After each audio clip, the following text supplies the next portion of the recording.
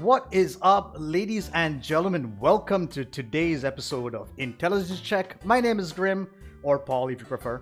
I am your host. I'm joined by my good friend Conrad. He's also hosting with me today. He'll be hosting with me for the foreseeable future. Yeah. And today we're going to, once again, talk about Dungeons & Dragons, Inteligense Chek, of course. And today we decided to delve into the Artificer, which is alphabetically, the first class that players have.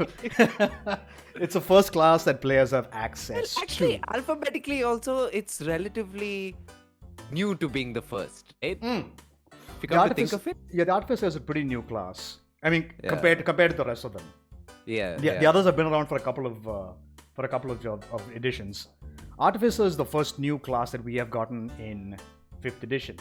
At least as far as I'm concerned, I think. I might be wrong, don't quote me on that. That said though, the Artificer Tell me, buddy. Tell me. What is okay, yeah, no, so okay, no, so just to start off with all of you guys, there are 3 different kinds of characters you can build, okay? There are the martial classes, there are the caster classes, which are full casters, and then you have half casters, okay? So, Artificer is one of those half casters, in the sense that you do not get as many spell slots as a full caster does, but you still have access to magic. Now, Artificers are extremely interesting, but at the same time can also be a little difficult to play, mainly because it's difficult to put an Artificer into most campaigns. Unless if you do a homebrew campaign, for those you're not familiar with the term homebrew, it usually means it's the DM, he has created a world and you are being put into it. So with normally established modules, it's a little difficult to play an Artificer. Because artificers use stuff like Tinker's tools to create objects, they create little mechanical stuff for them to cast their spells with. And it can be difficult to fit that into a normal module.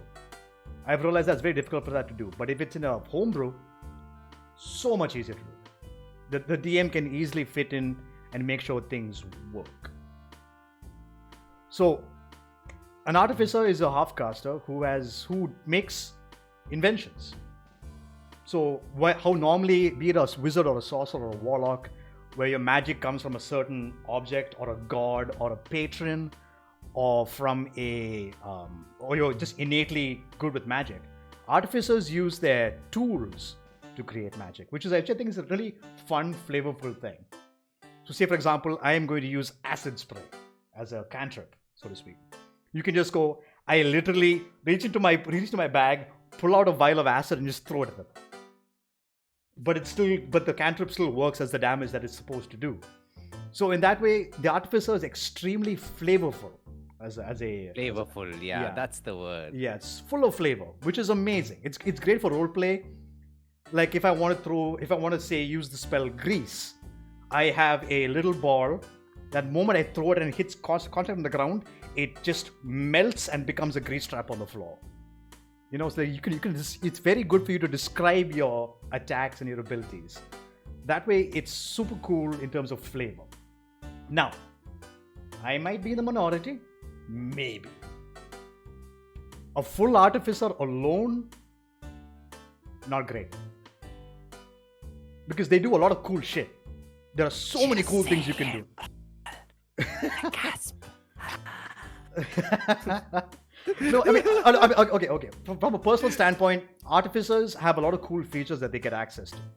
However, some of these features are stifled by the fact that you have a lack of spell slots to do a lot of things. And we'll get into that as we go down the subclasses. But let's talk about Artificers right out the gate. Now, if those of you are not familiar, Tasha's Cauldron to Everything came out recently. And it basically consolidated all of the information about the Artificer, which unfortunately till now was only available in the Eberron rulebook.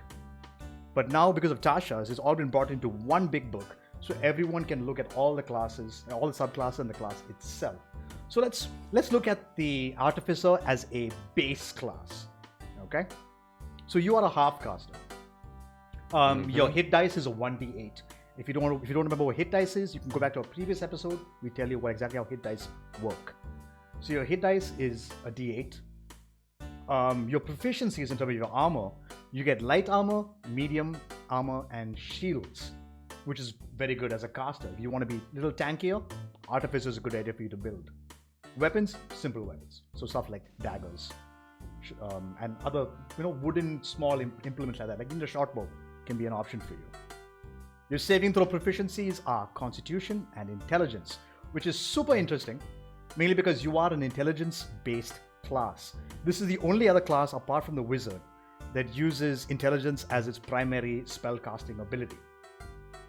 And having good Constitution score and a Constitution proficiency means that if you use certain buff spells that require concentration, Constitution saving throws will help you maintain yourself in combat. And you get to choose from 2 skills: Arcana, History, Investigation, Medicine, Nature, Perception, and Sleight of Hand.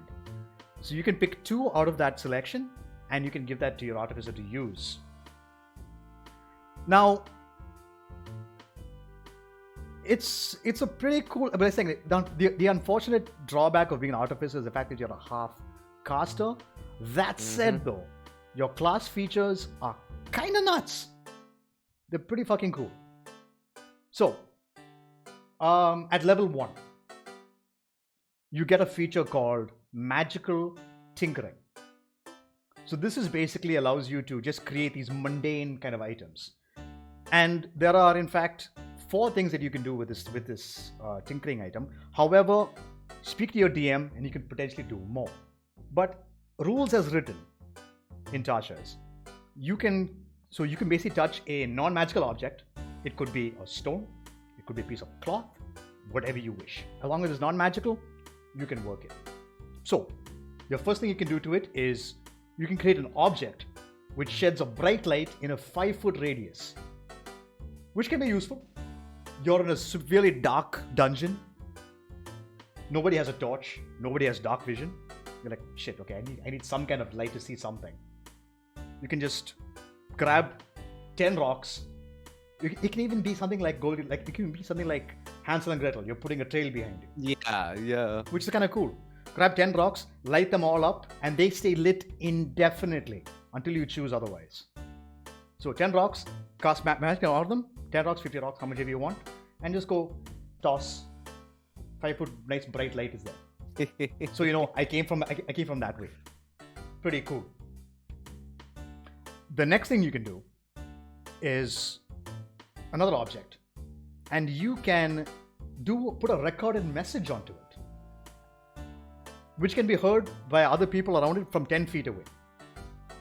So, for example, in our previous session of Descendant of Avernus, our Artificer used it as a distraction. Brilliantly done. Brilliantly done, by the way. Like even I didn't see that as one of the outcomes. Like that actually, I was like, oh, that's actually so cool. Yeah, it's very clever. It's very clever. He uses diversion. So basically, he just so thing is the only limitation is the words that you say have to only be 6 seconds long. The message you're recording. Yeah. So and you can also decide when it triggers. So say I put the message in and I just chuck it. The moment it hits the ground, it triggers. And that's exactly what our Artificer did. And it allowed us to sneak through an area to avoid a potential fight. It gave y'all a free passage. Yeah. Out of the fun route. Yeah. It's like you guys wanted the fun route and then y'all cleverly got yourselves out of it also. I was like, hey, sure, this is fucking amazing. Yeah. Look at it, super cool. Very cool. Yeah. Another thing you can do, but the next thing you can do is similar to this one. The difference is this one you can make it. It can be a non-verbal sound, something like wind or the waves or chirping of birds or whatever.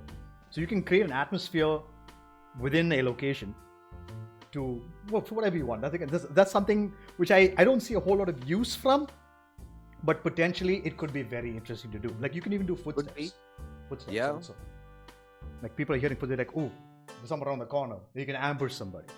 Yeah. Again, amazing stuff.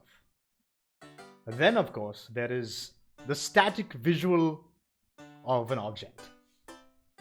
So you can actually create words of text, 25 words of text. You can have lines, shapes, whatever you wish. So I remember in one of our campaigns, we got stuck in a labyrinth. So Artificer decided, you know what? I'm going to use my tinkering and carve on the wall. Like, we came from this way. And move along. Suddenly the wall changed. We're like, shit. Where were we? Okay. The tinkering is there. You can see. So you can help yourself create paths to avoid yourself getting lost. It's similar to the first one as well. Instead of having a bright light which gives away a position, this could just be the fact that I just scroll on the wall.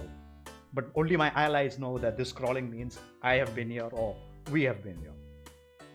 So as I said before, the property lasts indefinitely until you decide to stop it. But the only way you can stop it is to touch the object that you used your tinkering on to make it stop. Otherwise, it just keeps going and going and going and going and going. It's repeating over and over again.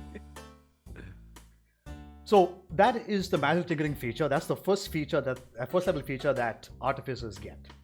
Which again, in terms of roleplay, fantastic. Yeah, you can already get a feeler of what this class can do. Like, very, very, these little niche things come into play.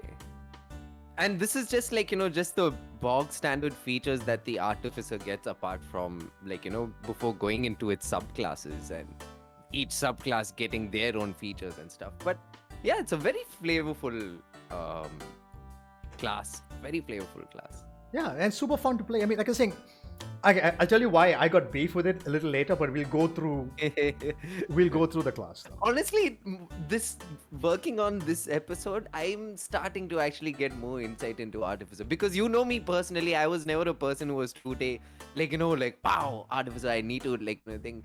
I knew of the Artificer. Yeah.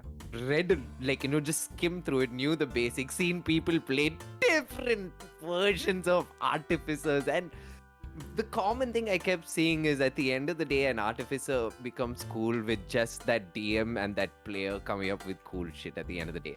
That's what makes an Artificer stand out. Yeah. Like character-wise, yeah. 100%.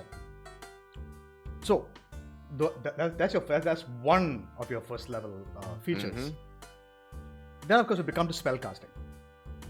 Now, interestingly, like the druid, like the cleric, and the artificer, you get access to your entire spell list for your given level. So say you have access to level 1 spell slots. You have access to your entire level 1 spell list, which not many classes get access to, which is really, really cool. Yeah. But we'll discuss what that means as we get to the other classes. I think as well. we can actually do an episode separately just talking about spellcasters itself. There's so much to discuss. So much to discuss about that as well. Yeah. We will get into detail. Stick around, guys. About it. Yeah, we'll definitely do that. So, artificers, to quote Tasha's, okay? This is word for word. You've studied the workings of magic and how to cast spells, channeling the magic through objects. To observers, you don't appear to be casting spells in a conventional way. You appear to produce wonders from mundane items and outlandish inventions. So, every caster class has what is known as a focus, an arcane focus. A spellcasting focus. A spellcasting focus. So, wizards would use their spellbook, or they can have a amulet, or their staff itself could be a spellcasting focus. Clerics use their holy symbols. So do paladins, and stuff like that. So you can decide what you want to use. But artificers get their tinkerer's tools, or a tool set of their choice that becomes their quote-unquote arcane focus. And it's not traditionally in the way that you cast magic either. So like remember how we mentioned earlier how poison spray, which is a cantrip. It's like you would just have a vial of poison in your bag that you just throw and it does the damage. but it still acts the same way the rules of the cantrips as work. the spell would. Yeah, but it's just the flavor of it. So, like, again, to quote the book again, as an artificer, you use tools when you cast your spells. When describing a spell casting, think about how you're going to use a tool. For example, if you use cure wounds using alchemist supplies, you could be quickly producing a salve, or if you cast it using your tinkerer's tools, it might be a little mechanical spider walking up and stitching up their wounds. Like you get to describe how this works. So in that way, it's so much flavor and so much fun that you can have with it. So whenever you're playing an artificer and you pick certain spells, think about how you can flavor them depending on the use of your tools, which I think is huge. It'll be good fun as well. Because then your players can even imagine this thing like crawling over them. They're like, ha! Or maybe one of your players hates spiders. So they're getting freaked out while they're getting healed. But that's it could be a fun roleplay situation. Okay? So that's your spellcasting feature. When you begin, you always know 2 cantrips of your choice, which you can choose from the Artificer spell list. Now, I would love to show you the spell list. However, it is massive and easily accessible through Google. Okay, so you can pick 2 cantrips that you wish to start with. Honestly, I would recommend picking 1 damaging cantrip and 1 support cantrip. That's usually the best way to go about any spellcaster, to be honest. You technically only need 1 damaging cantrip, but it's good to know. So, then comes to preparing your spells. Now, this is something we'll go through with all the subclass, like all the casters. Apart from the sorcerer, you can prepare a lot of spells. So when it comes to an artificer, you will always prepare a number of spells known equal to your intelligence modifier plus half your artificer level, which will be rounded down. Okay. So unfortunately, as a level 1 artificer, if your intelligence mod is 5, you can only prepare 5 spells. Because technically half of 1 is 0.5 rounded down, that's 0. So it's good to have a good intelligence score. Because then you'll be able to prepare as many spells as you can. So, and remember, you're a half caster, so you don't get as many spell slots as everybody else, but you get access to a lot more spells than most other people do. But you can, at the top of the day, after a long rest, you can prepare spells equal to your intelligence modifier plus half your artificer level rounded down. Keep that in mind, guys. And so some spells in D&D have something called the ritual tag, which means these can be cast without having to use a spell slot. Now, spell slots are the most important thing for any spell casting. Like any class that's capable of spell casting, spell slots are the most important thing on the planet.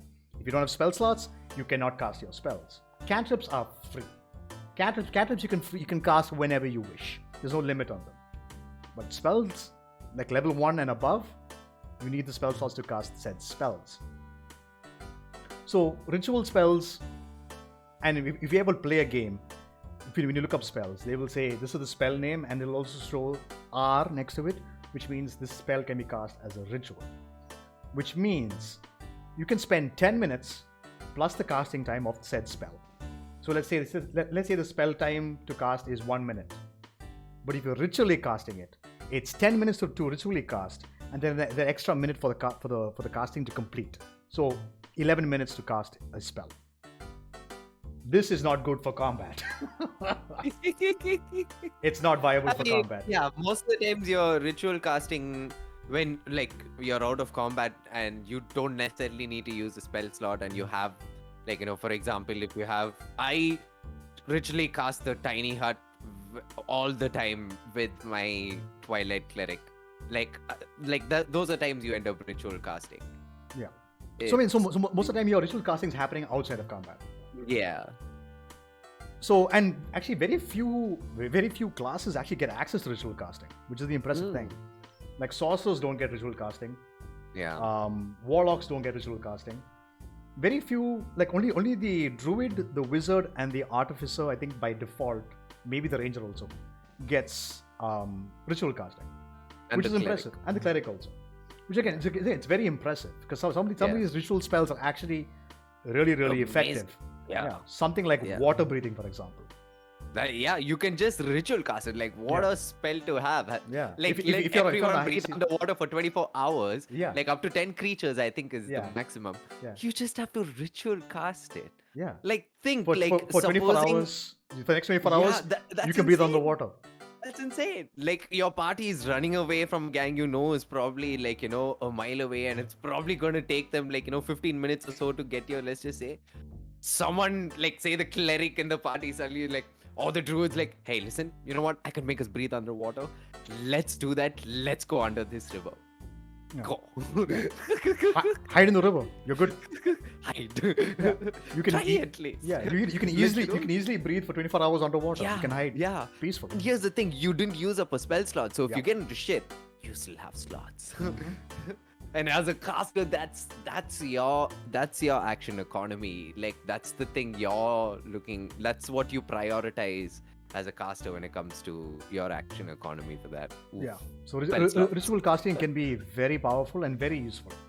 And any class with ritual casting has a one-up on a lot of situations. I can't count the number of times ritual casting has come in handy in terms of setting up for combat, or after combat's over, I don't know, identifying an item, stuff Yeah. like that. It's good. It's Yeah. it's a good thing to have, perk to have, which you can also gain through feats. But we'll go through feats on a completely different episode because that's its Yeah. own monster to deal with. Like, we're going to be throwing those things, like, side by side with these episodes we do with the classes and races. So don't Yeah. worry, guys. Yeah. You won't be lost. we will get to all of that. Now, infuse item. Now, this is what everyone Yeah. plays the Artificer for. This is why you play the Artificer. Infusions. If you thought the little cool magic tinkering thingies were things, this is what actually people go to for the Artificer. Yeah. In fact, you know what? So you get infuse item at level 2. Okay. Now I'm going to jump down to the actual infusions you can get access to, because some of them are pretty cool actually. So okay, so this is going to be a bit long. It's a pretty big list, but bear with us on this one. Okay. So there are several infusions that you can have. I would say right at the gate, top of the list. We'll go alphabetical order. Okay, on this. Arcane Propulsion Armor is your first infusion that you have access to. Do not pick this up. Seriously. If you want this infusion, build an armorer. Just build an armorer. Don't even. It would make more sense. Yeah, it's You'll even see why. the armor is more effective at you. So ignore Arcane Propulsion Armor. It is a trap infusion. Ignore it. Okay. Let's move on to the next one, which is the Armor of Magical Strength. So this item requires that and the person has a suit of armor. Now, infusions are not just for you. You can give them to your party members or your friends as well. So say your paladin is obviously wearing chainmail or he's wearing full plate armor or whatever. You can just touch his armor and infuse it with Armor of Magical Strength. So this armor now has 6 charges.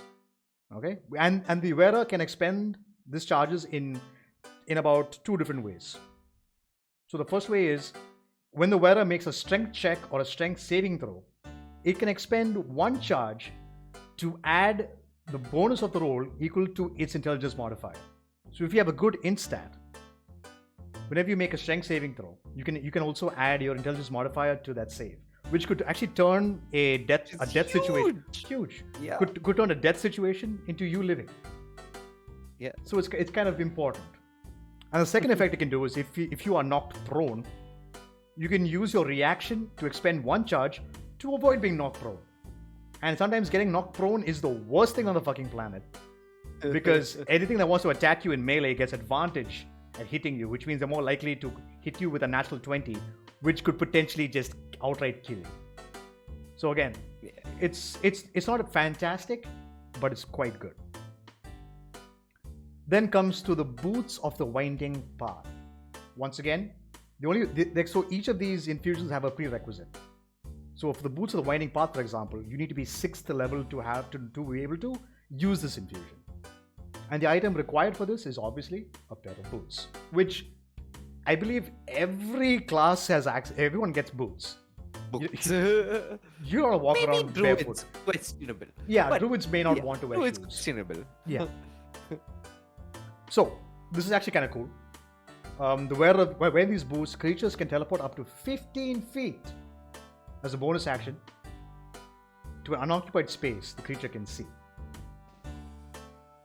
So, but the difference is you can only teleport to some place you've been before.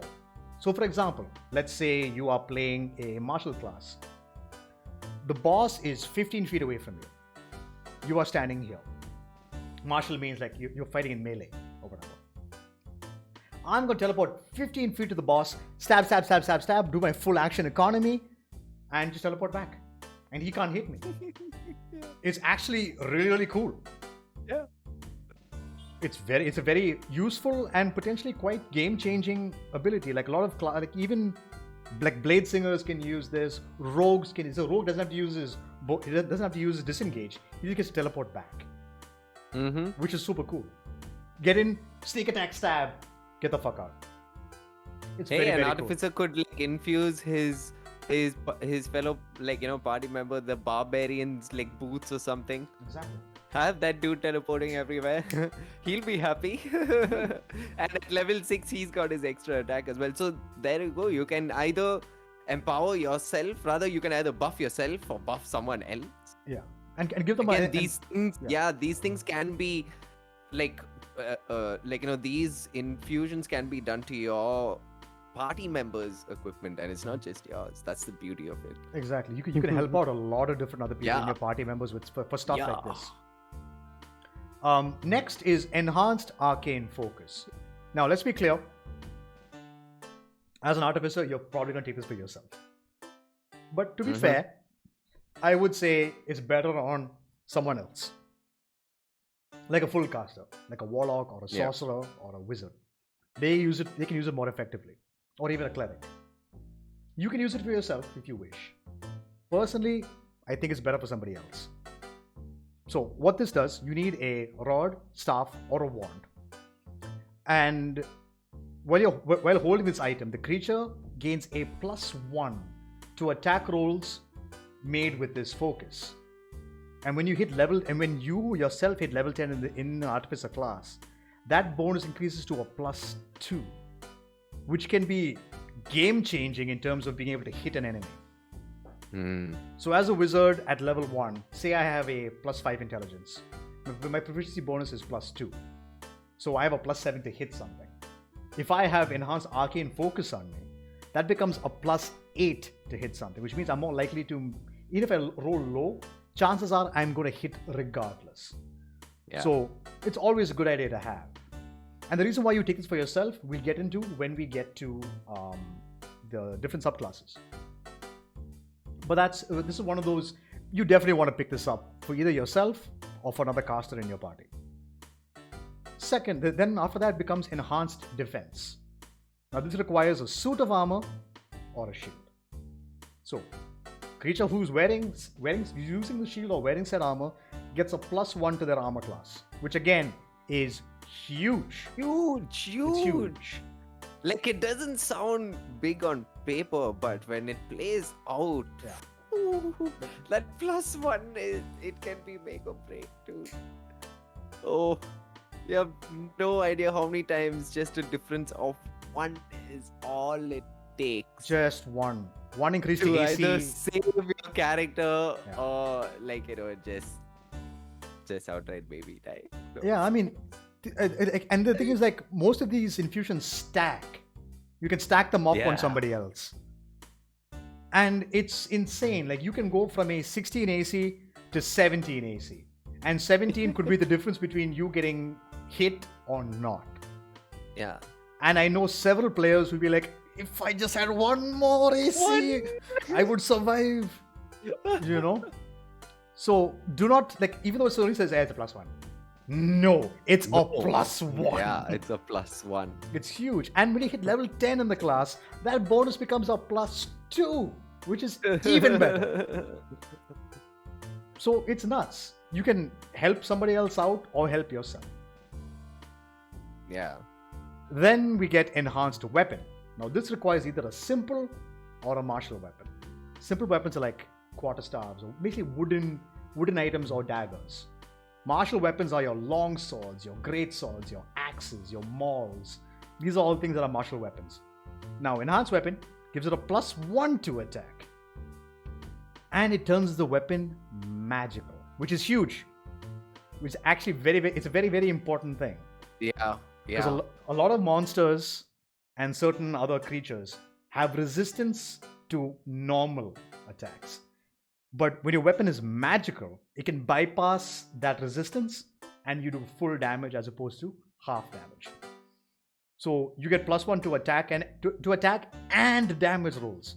This is the difference between this and enhanced arcane focus. Arcane focus only increases to hit your attack only, while enhanced weapon gives you +1 to attack and to your damage as well. And that stacks if you have a +1 weapon as well. So instantaneously you have a +2 weapon because of this, which again is the difference between you killing something and not killing something. Yeah. And just like the previous ones before, +2 at 10th level. At 10th level. So your +1 weapon becomes a +3 weapon, which is pretty sick. Then we come to the Helm of Awareness. Now this requires a 10th level Artificer to be able to use. And the required item is a helmet. So let me read this word for word. While wearing this helmet, a creature has advantage on initiative rolls. In addition, the wearer can't be surprised provided it isn't incapacitated. This is the alert feat as a goddamn infusion. Infusion, exactly, yeah. And having advantage to initiative is huge. Crazy. The sooner you go into battle, the sooner you are up the turn order, the more you can do on your turn. As opposed to reacting, you are setting the pace of this fight.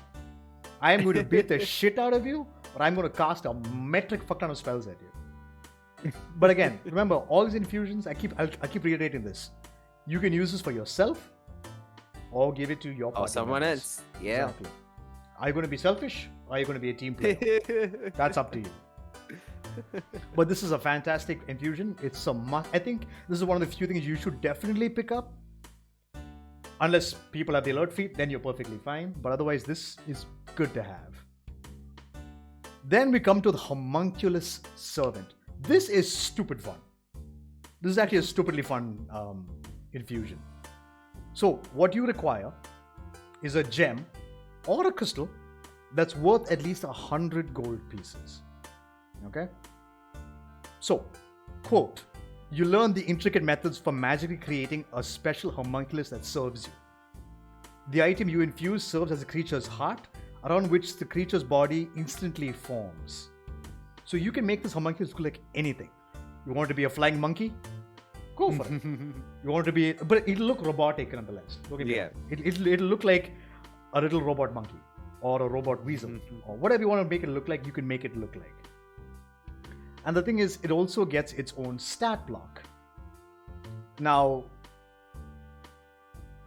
so the stat block is a bit cumbersome to read through for you guys. Some of you may not understand what it means, but let's go through it anyway. So your homunculus servant is a tiny construct. So basically it fits, it's like that. It's like, what, a foot long, a foot in height maybe? Super tiny. You know? You look at the Tasha images, they're perfect. Yeah, they're super cute. Super cute you can do with them.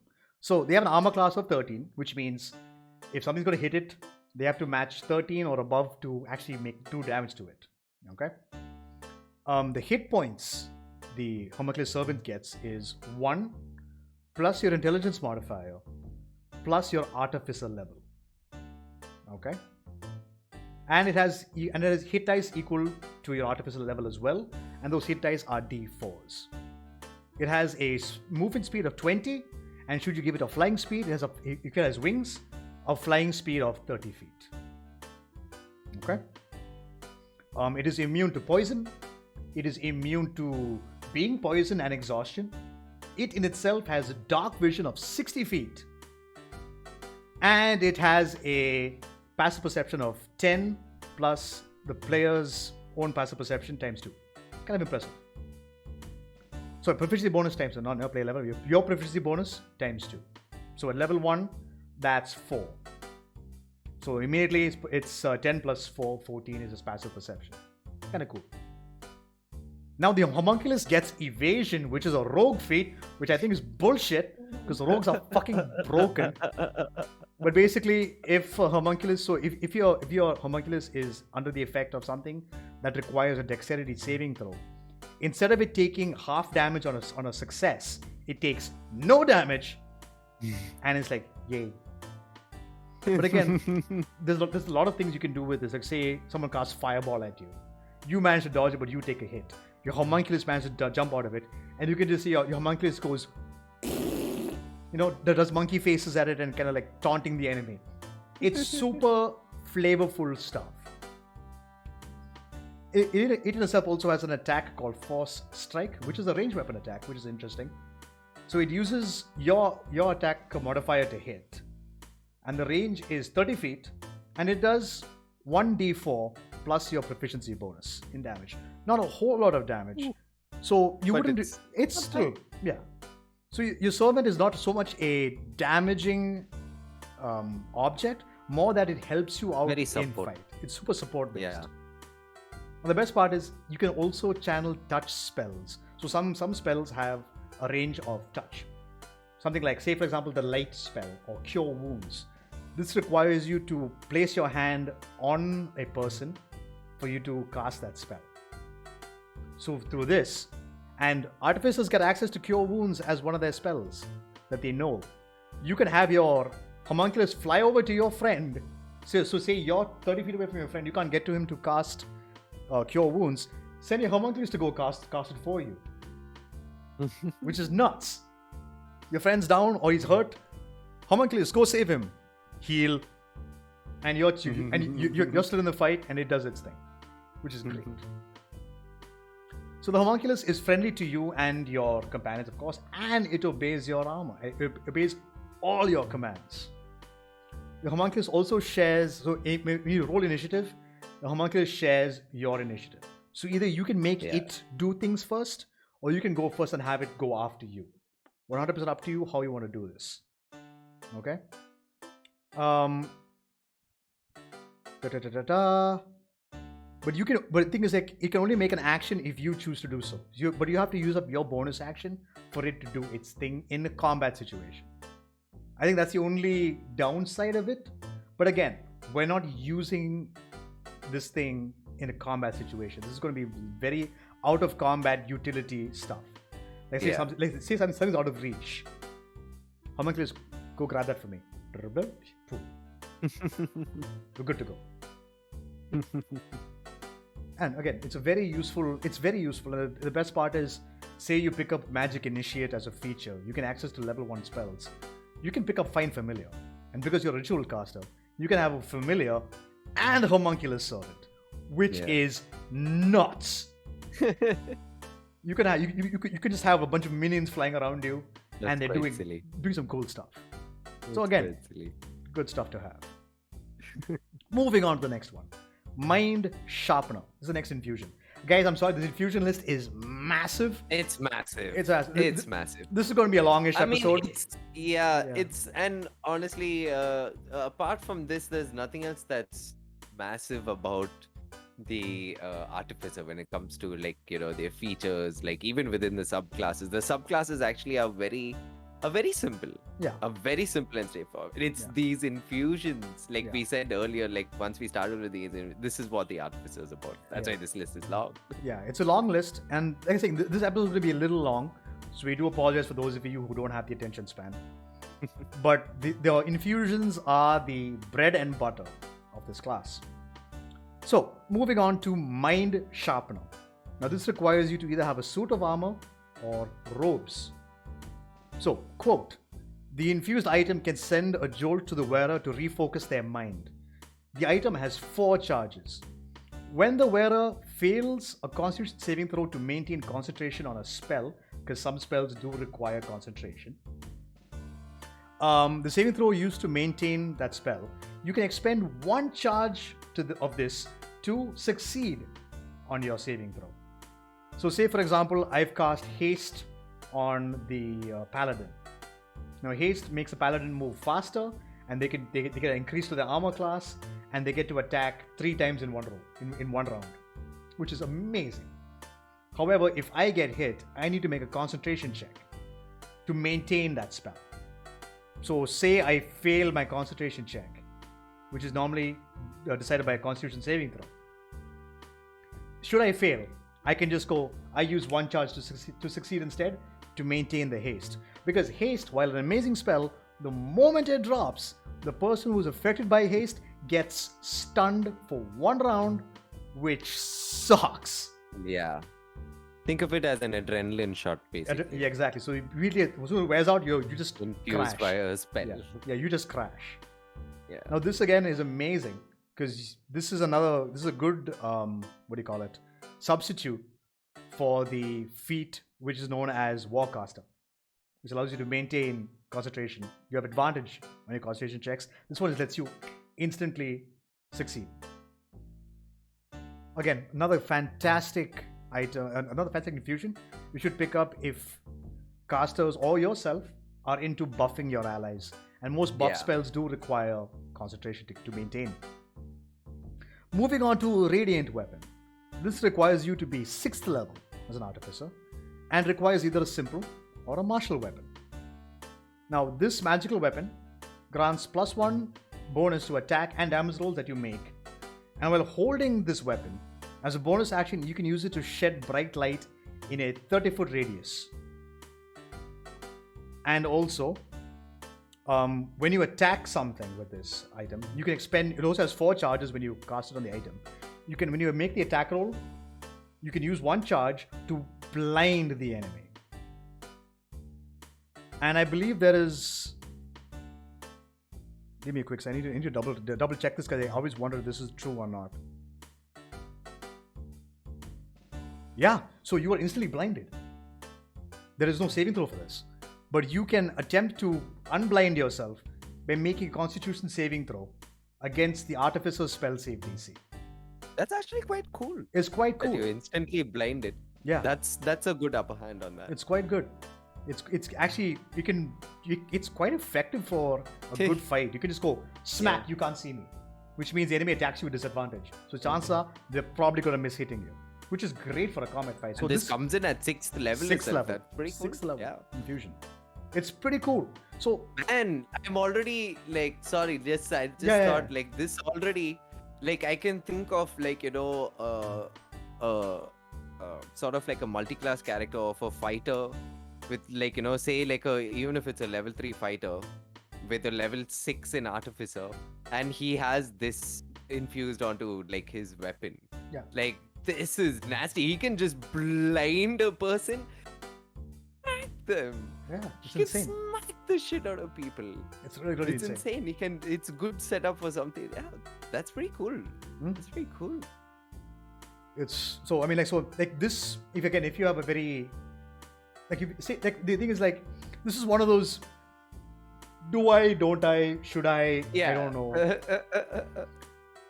But it's a good option to pick up. But remember, one thing I have to keep clear: you only have 1 infusion type per person. Okay, keep that in mind. Yeah. Then you have repeating shot. This is nuts. If you have a ranger in your team, or if you decide to use a ranged weapon yourself, so be it a crossbow, heavy crossbow, light crossbow, hand crossbow, bow, short, long bow, whatever. As long as it's a simple or a martial weapon that has the ammunition property, you gain +1 to attack and damage rolls made with this weapon, and you also ignore the loading properties. So for example, a crossbow, what you do is you shoot, bonus action, reload, shoot. What this thing lets you do is ignore that. You no longer need ammo, you have infinite ammo. throw away that quiver or whatever you have. You shoot magical arrows at people and you have infinite ammo. This is ridiculous. Especially if you give it to a fighter or someone with extra attack, even the rogue for that matter, or a ranger. Give it to their bow, give it to their crossbow, give it to their heavy crossbow, and they are a machine gun. Poof, poof, poof, poof, poof. It's top this up with fucking haste and 3 attacks in a row, no ammo consumed, doing fuck ton of damage. Yeah. This you can take for yourself, although I still say give it to somebody else, honestly. Super cool. Now comes everyone's favorite.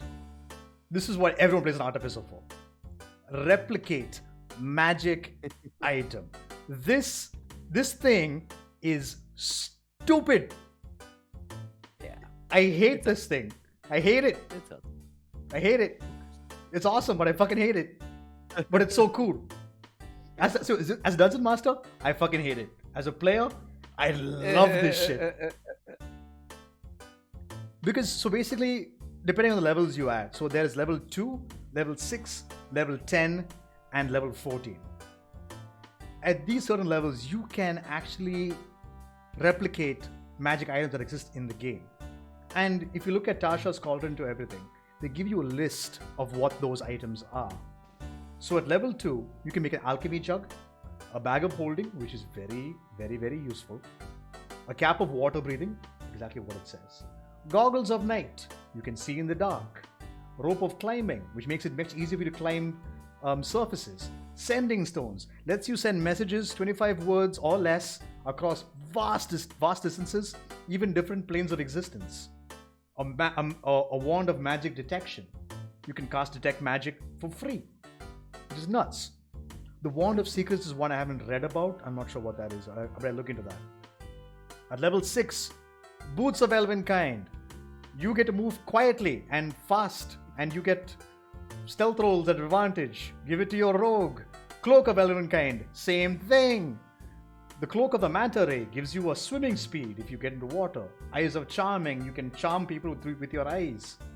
Gloves of Thievery, which means you're better at stealing shit. The Lantern of Revealing, which allows you to see invisible people and invisible objects around you. Pipes of Haunting, you can freak people the fuck out. Ring of Water Walking, you can walk, you can do Jesus, you can pull the Jesus and just walk on water. Then it becomes fucking insane after that. Then it just gets nutty again. Yeah, I mean, at level 10, Boots of Striding and Springing. You're faster, you can jump hard, go much faster. Boots of the Winterland, I'm not 100% sure. Braces of Archery, you're better at archery. A Brooch of Shielding, which ups your AC. Cloak of Protection, which ups your AC and gives you a +1 to your saving throws. Eyes of the Eagle lets you see further. Gauntlets of Ogre Power, which boosts your strength. So give that to your Barbarian, give that to your Paladin, give that to your Fighter. If they're up front, they're beating the shit out of somebody. Gloves of Missile Snaring. This is basically... Yeah, that's fun. Yeah, this just makes monks pointless. You can catch arrows or stuff shot at you.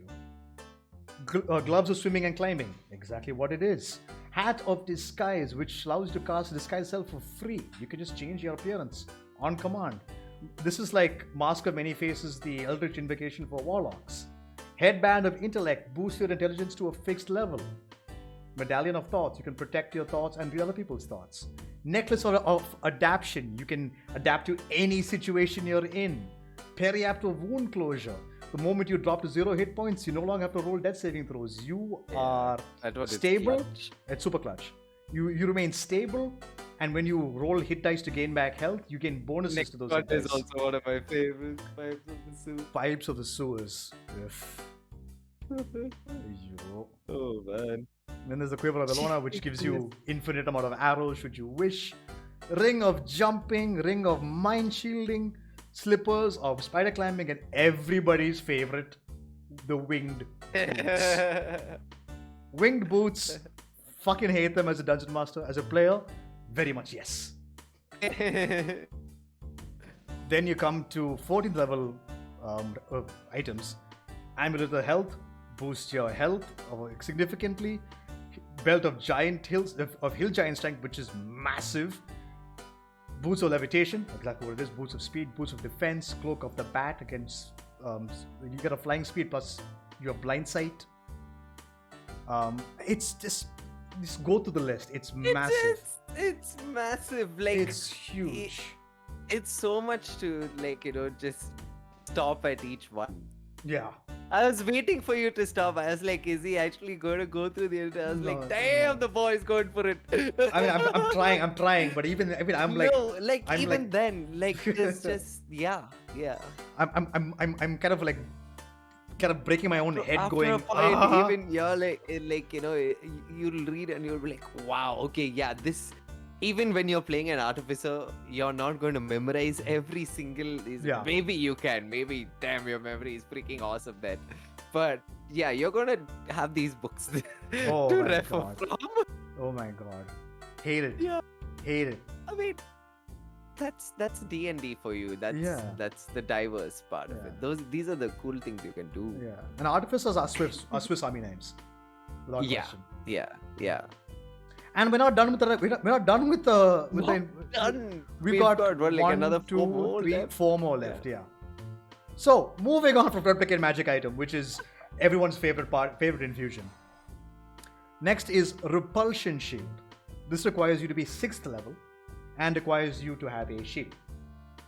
So a creature that has said shield gains a +1 to their armor class, and the shield also now gains 4 charges. While holding this, the wielder can use a reaction and spend 1 charge to push an attacker 15 feet away from you. Take this for yourself or whoever else has a shield, but mainly for yourself. I think this is a good idea for you because you won't have an amazing armor class, again, depending on the subclass that you choose. Someone comes and attacks you, you have your shield, pull it up, use a charge, throw them away from you.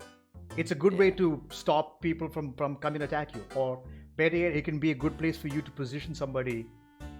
In fact, you can run up to someone, have them attack you, use your repulsion shield, and send them flying back into a wall, off a cliff, into lava, whatever. It's a lot of applications that you can use this for, and it's very, very cool. So I recommend picking this up should that you can think of cool ways to do things. Moving on to resistant armor. Again, prerequisite is 6th level and of course requires a suit of armor to cast it on. While wearing this armor, the creature has resistance to one of the following damage types, which you can choose when you infuse the item. It could be acid, cold, fire, force, lightning, necrotic, poison, psychic, radiant, or thunder. This is kinda neat actually. It is. So, depending on the campaign you're playing, or depending on the module that you're playing, you can actually go, oh, so this place is full of poison stuff? Poison resistance. Which means poison does half damage to me. Or whoever I cast this on. Again, the only thing is that you have to choose one, which I think is stack. which I think is it's a good balance. Balanced. Yeah. It can think, dude. If you stack, I mean, Yeah. You're basically even if barbarian. you say even if you can stack 2, Yeah. right? That's still huge. Like, yeah. Yeah, it's kind of nuts. Like psychic damage, very few things resist that shit in terms of players, unless you're a Kalashtar, which again we'll do a race video later. But say you're a barbarian, psychic damage is your weakness. Had this guy cast, so wearing leather armor or whatever, cast this on you, you are now resistant to psychic damage. So you take half damage anyway, which means you are a force of steel and flesh and bone, and nobody can stop you. As if barbarians weren't powerful enough already. Let's be serious. Yeah. Finally, we have spell refueling. Sorry, I completely skipped the whole thing together. Returning weapon. Returning weapon. I forgot about that. This is a nice. It's pretty cool. Nice infusion. Like, I would suggest, infusing your martial character in your party. Like, especially if they have like a good spear or something that they could do some damage with. Oof. Let them throw that shit and then comes back. Ooh. Yeah. Trust me, you're like the person who's doing all the martial damage will love you for infusing an item like this. Yeah. Like basically, like I remember in one of our campaigns, one of the guys is like, I infuse this dagger with a returning weapon. So he's like, so when you throw it, you see an invisible string attached to it. You can just pull it back. You know. Or you could even be like, I mean, this is just to fulfill your scorpion. Get over here. I mean, it's not the same thing. It's not the same thing. But it's that feel. Yeah, it's like you throw your spear and immediately just pull it back to you. So you never lose your spear. Unlike Conrad, who throws his spear and always loses his spear at the end of it. See, that's just the dice doing me wrong, man. You know. So yeah, so never lose your favorite spear. You know. Help your barbarian. Help your barbarian. Help your fighter. Whoever. Help them out by just giving them that so they don't lose their weapons. Yeah, and it's a cool thing like that. Apart from him losing it, hey, he gets it back and he can throw it again. He doesn't necessarily. He can literally use that as like another attack, like take an attack and with the other hand throw the spear. Like it's insane. Yeah, especially like if you have extra attack. Yeah, throw, pull back, throw attacks. Again, pull back. Yeah, it's nuts. And if you have a javelin, which has 30 feet range, 2 javelin throws, and you only use 1 javelin, and they're like, oh fuck. Yeah, it's nutty. It's nutty. So that is infuse item. We're only at level 2. There's so many more features to talk about. Fuck. We underestimated this. Yeah. Just before we started, like I was telling Paul, I was like, hey, I have a feeling this is going to be like the shortest of the classes, but we forgot about the infusions. Rather not forgot, we just like we know like there's a huge list in general. It's just that when we got into it, yeah, it's long. Yeah. So the only thing about infusions is the infusion stays on the weapon indefinitely. But if your character dies, say your Artificer gets outright killed, that infusion will remain on said item or whatever, which is equal to your intelligence modifier. So say you have a +5 intelligence, your character dies, the infusion that remains will stay on that weapon or item for the next 5 days, at which point then it also vanishes. And also, if you change, you can change your infusions as well. Now you can infuse multiple items at the same time. However, you can't have 2 infusions on a single item. So I can't have enhanced defense and resistant armor. Can't do it. It's only one or the other. So that's the balancing act. Otherwise, one item with everything on it, you're just like, I can't be stopped. They also specify where this infusion, what sort of item this infusion works on also. Yeah. Keep in mind also, there's one thing I forgot to mention as we were going through the infusions themselves. There's something called attunement in D&D. At base level, every class can attune to a maximum of 3 items. And some of these infusions, when you use them, create an item that requires attunement. Yeah. So you have to be very careful how many attunement slots that you have and you're willing to give up. Because sometimes you might find a magical item that requires attunement, but you might lose an infusion because this attunement might be better for you. So infusion, so you have to decide, do I take the infusion or do I use this awesome magical item?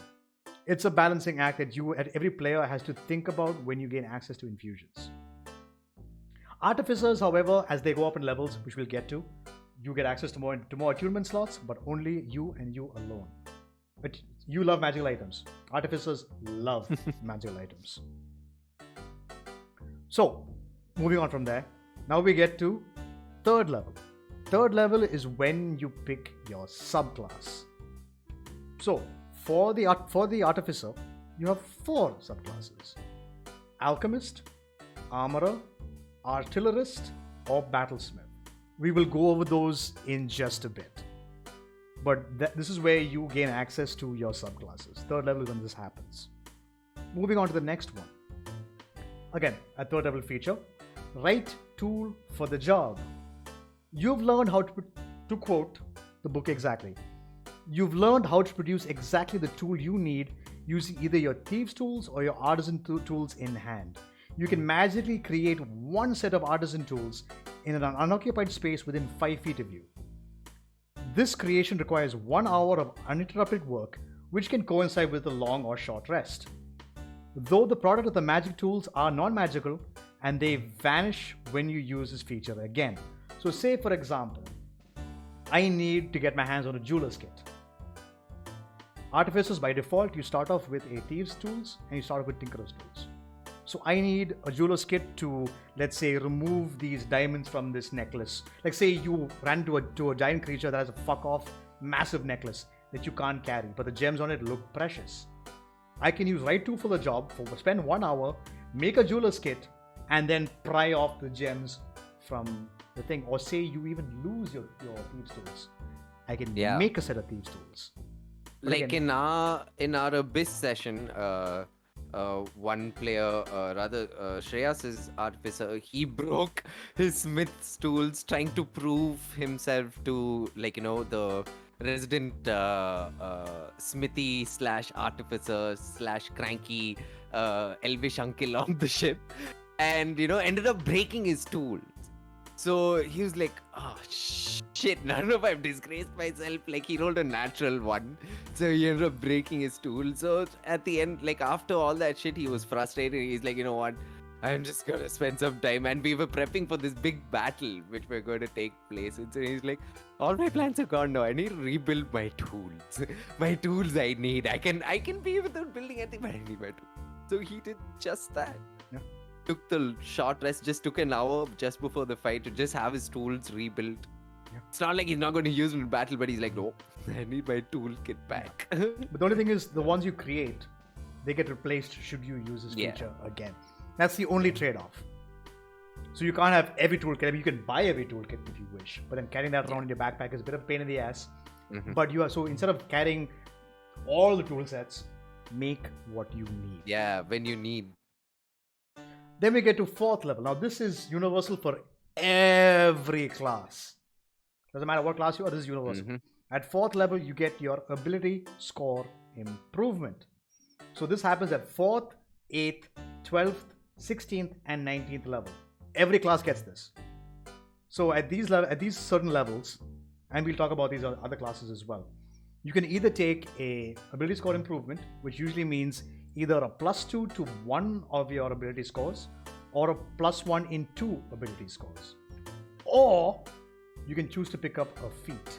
Like I said, feats we'll get to, like I said, they're their own bloody monster to deal with. So we'll do that in a complete separate episode. So you can either choose an ASI, as we call it, to either get a +2 to 1 ability score or a +1 to 2 ability scores, or pick a feat at these designated levels. So that's 4th, 8th, 12th, 16th, and 19th. So, but here's the thing, the only difference is you can't boost a score above 20. 20 is the max a score can get.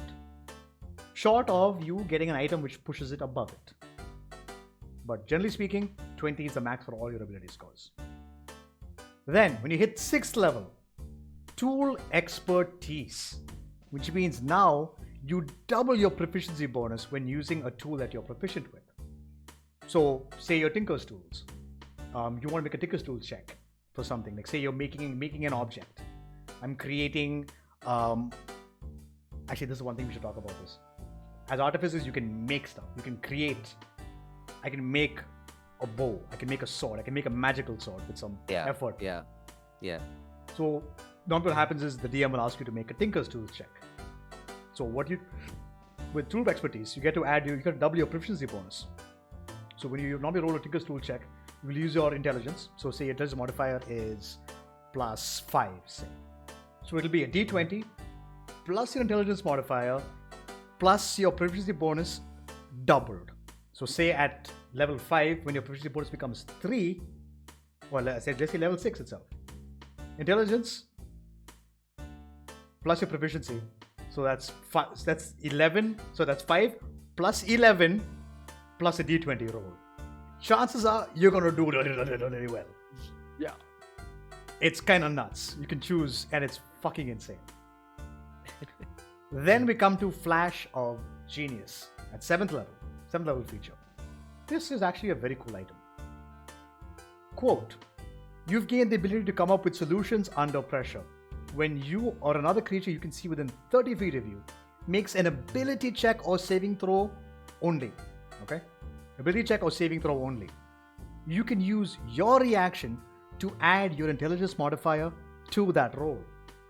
So say the person makes an intelligence saving throw or makes a saving throw. For example, Con, intelligence check. The DC is 15. He rolled a 11. I'm going to add my flash of genius to that. Make it 16. He succeeds. So, it's very useful. It's kind of like, we'll get to the bard, but it's like the bard's bardic inspiration. Mm-hmm. Except this is a fixed number according to your intelligence modifier. It's a very good feature. I've seen it used many times to great success. And you should, like, as an artificer, you should definitely use this ability. It's very good. Then 10th level, you gain Magic Item Adept. Quote, you've achieved a profound understanding of how to use and make magic items. You can attune up to 4 magic items at once. So immediately, your limit of magic items goes to 4. If you craft a magic item with if you craft a magic item with a rarity of common or uncommon, it takes you quarter of the normal time, and it costs you half as much as the usual gold. Now, there are rules for making magic items in several other books. However, you can also discuss that with your DM to make your own rules on how you're going to do this. But you can create magic items for people to use. Which is pretty fucking cool. Yeah. Which is amazing. Yeah. Which is amazing. Pretty cool. Which comes to actually another very interesting thing. The Artificer might not actually be for everyone. Yes. Because if you look at the key focus of this class, like before even going into the subclasses, it's all built around having the character's urge to tinker, to constantly use your mind to come up with creations, making better ones as you're leveling up, because hey, you gain more access to more things. So it might not be for everyone, and that's okay. Yeah, that's okay. Yeah, it was pretty cool. Like if you're a person who's really nerdy about crafting in D&D and you want to build a character that's into crafting, just don't look anywhere else. Just Artificer. Yeah. I mean, okay. We'll get to my opinion on Artificer after this. Then at 11th level, you get Spell Storing Item. This is kind of cool, actually. So, quote, you can now store a spell within an object. Whenever you finish a long rest, you can touch one simple or martial weapon or one item you can use as a spellcasting focus, and you can store a spell in it, choosing either a first or second level spell from your Artificer spell list that requires one action to cast. And it doesn't have to be prepared either. While holding the object, a creature can take an action to produce a spell's effect from it. And that spell will use your spellcasting ability modifier. And if the spell requires concentration, like certain spells do, the creature itself is concentrated, so not you. So I can have haste on I cannot haste, let's say bless.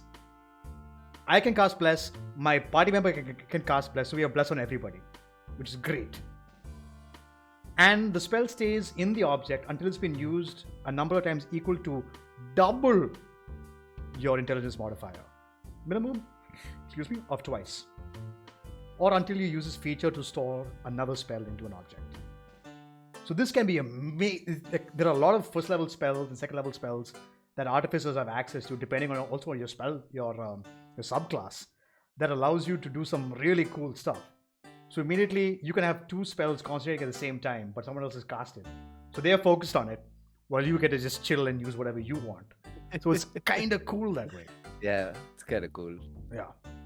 Then 14th level, Magic Item Savant. Again, let's quote this again. Your skill with magic items deepens. To quote the book, you can attune up to 5 magic items at once, which is ridiculous. And you ignore all class, race, spell, level requirements on attuning to this. So you can actually attune to shit which is not meant for you. Because certain magic items are limited to certain races, certain classes. You can immediately go, nope, I can do it. I can use it. I can use an Archmage's spellbook. Fuck yeah. Which is normally limited to wizards. Now you can use it as spellcasting for this. Why the fuck now? Oh man.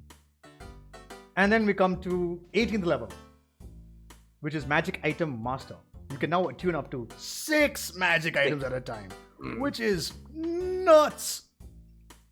And finally, Soul of Artifice, which is your 20th level feature. This is the capstone of the base Artificer. Quote, you have developed a mystical connection to your magical items, which you can draw on for protection. You gain a +1 bonus to all saving throws per magic item you are currently attuned to. You can have a +6 to saving throws, all saving throws. That's mad. If you have 6 attunement items on you. And if you're reduced to 0 hit points but not killed outright, you can use your reaction to end one of your infusions that can cause you to drop to 1 hit point instead of 0. This is for you to survive. Kinda nuts. Yeah, I mean that's why it's level 20. Yeah. It's the cap. Yeah. Full capstone. As you said it. Yeah. Now. Wow. Wow. This has been an hour and 20. We just covered the base. Let's talk about the subclasses, shall we? Oh my. Whew. Oh Wow. my. Oh my. I apologize, guys. I said this is going to be a long episode, and trust me, the other classes are going to get even longer. Even longer now that I think of it. Oh my god. Damn it, I thought this would be the shortest, but if this is so long. Yeah. Can you imagine? So, let's begin with the Alchemist. The Alchemist is actually a pretty cool class. So, at 3rd level, when you pick this specialization, you gain proficiency with alchemist supplies. If you already have this proficiency, you gain proficiency in another artisan's tool's choice of your choice, whatever you wish to have. And now you get alchemist. So now every subclass gives you certain spells that subclass uniquely gets. So it's like an extended spell list. So as an alchemist, you at 3rd level, you get Healing Word, Ray of Sickness. Healing Word is massive. Man. 5th level, Flaming Sphere, Melf's Acid Arrow. Again, 2 fantastic spells that you can use. 9th level, Gaseous Form, Mass Healing Word. Again, lots of support in this. At 13th level, you get Blight and Death Ward. Super cool. 17th level, Cloud Kill and Raise Dead. Cloud Kill is actually a fucking amazing spell. Now this year, this 3rd level thing that everyone, which I am a big fan of, Experimental Elixir. So fucking cool. When you finish a long rest, you can magically produce an experimental elixir in an empty flask you touch. So you can roll on the experimental elixir table. I'll get that in just a second.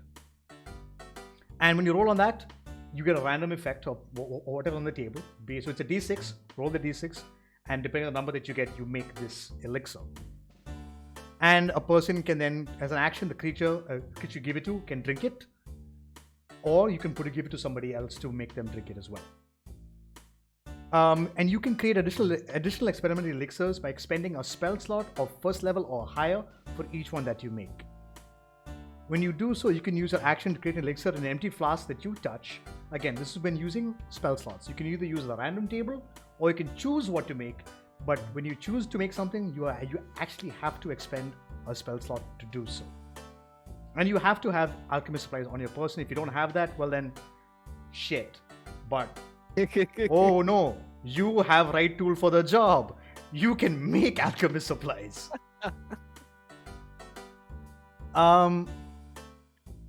And of course, as you gain levels, you can make extra elixirs. So at 6th level, you can make 2 elixirs. At 50th level, you make 3 elixirs. Now let's go through the table. So, from 1 to 6. If you roll a 1 on the d6, you gain a healing elixir. The drinker regains a number of hit points equal to 2d4 plus your intelligence modifier. Now, normal, regular potions in D&D heal you for 2d4 plus 4. No, 2d4 plus 4? Yeah, 2d4 plus 4. Yeah, 2d4. 2d4 plus no, 4. isn't it plus 2? It's 2d4 plus 2. Oh no! Plus 2. Do you mind checking that for me, please? Before I lose my fucking mind. Just double check that for me. Because I fucked that up. Check that. But imagine, you no longer have to buy potions. You can just make a healing potion. Instantly. I'm hurt. Potion. 2d4 plus 2. 2d4 plus 2. So immediately, oh my Jesus. If my intelligence modifier is plus 5, 2d4 plus 5, Yeah. that's better than a normal That's healing nuts. potion. Yeah. I can roll for that, or I can use my spell slots, my first level spell slot to go, here you go. Now here's the problem. As a half caster, you have limited spell slots, which is why most people tend to not pick the alchemist. Which is unfortunate because they got some cool stuff. However, if you multi-class with this, say go wizard alchemist, you have arcane recovery to get back spell slots. We'll go over the wizard when we get to the wizard. You have arcane recovery to get back spell slots. I can make a bunch of potions. Make one, drink. Next spell slot, drink. Next spell slot, drink. You're healed. Let's move the fuck on. If you roll a 2 on the table, it's a potion of swiftness. The drinker gets a walking speed of 10 feet for the next hour, which is actually, in combat, super useful. Being able to move faster than somebody else can make the difference between you killing something and you getting away from something. Can be pretty cool. If you roll a 3, resilience. The drinker gains a +1 bonus to AC for 10 minutes. This is huge. Huge. Keep it in your bag. In the middle of a fight, chug. Ha! I have a +1 AC for the next 10 minutes. Most fights don't go that long. They could, but most fights won't. You have a +1 AC for 10 minutes. That's amazing. Then there's the potion of boldness. The drinker can roll a d4 and add the number rolled to every attack roll and saving throw they make for the next minute. That's huge. This is bless. This is the bless spell. Yeah, yeah. A spell in a potion. That's nuts. That is fucking stupid. If you roll a 5, you gain the power of flight. You drink this, you gain a flying speed of 10 It'll be feet. fun. Yeah. You can fly for 10 feet. And you can stay flying for 10 feet. For the next 10 minutes. Pretty cool. Not as fast as some other fly, like the fly spell or a character with wings. But being able to fly is kind of neat. You can fly out of someone's range, of their melee range. Yeah, yeah. Pretty cool. And last, transformation. The drinker's body is transformed as if by the Alter Self spell. Alter Self allows you to completely change the way you look. You can be taller, shorter, fatter, prettier, uglier, whatever you wish. You can even change your race. You don't get the features of said race, but you look like that race. See, I'm a gnome. I want to be a tiefling. Drink, I am a tiefling. This is great for infiltration. Didn't Al make Al did this it, for us? to make himself more attractive to that princess. To the princess. Yeah. Pretty cool stuff. Yeah. So that's your experimental elixirs. Then your 5th level feature. I'm going to quote the book because this is very wordy and I'll explain what it means. Yeah. You've developed masterful command of magical chemicals and enhancing the healing and damage you create through them. Whenever you cast a spell using your alchemist supplies as a spell casting focus, because like I said earlier, you can choose to use one of your artisan tools as your spell casting focus. You gain a bonus to one roll of that spell. So say the roll is going to restore hit points.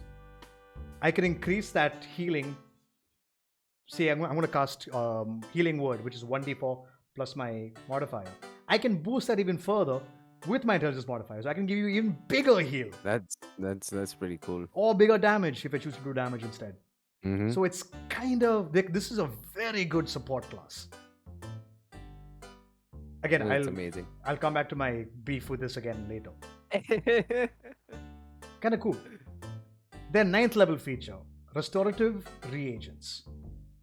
You can incorporate restorative reagents into some of your works.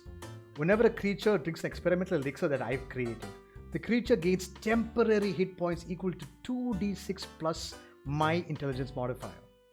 Temporary hit points, like I said, we went over in the previous episode. You saw what it does. It's a cushion, and 2d6 plus, say, 5 is no joke. That's a lot of temporary hit points. And I can also cast Lesser Restoration, which is a fantastic spell for free and without preparing it either.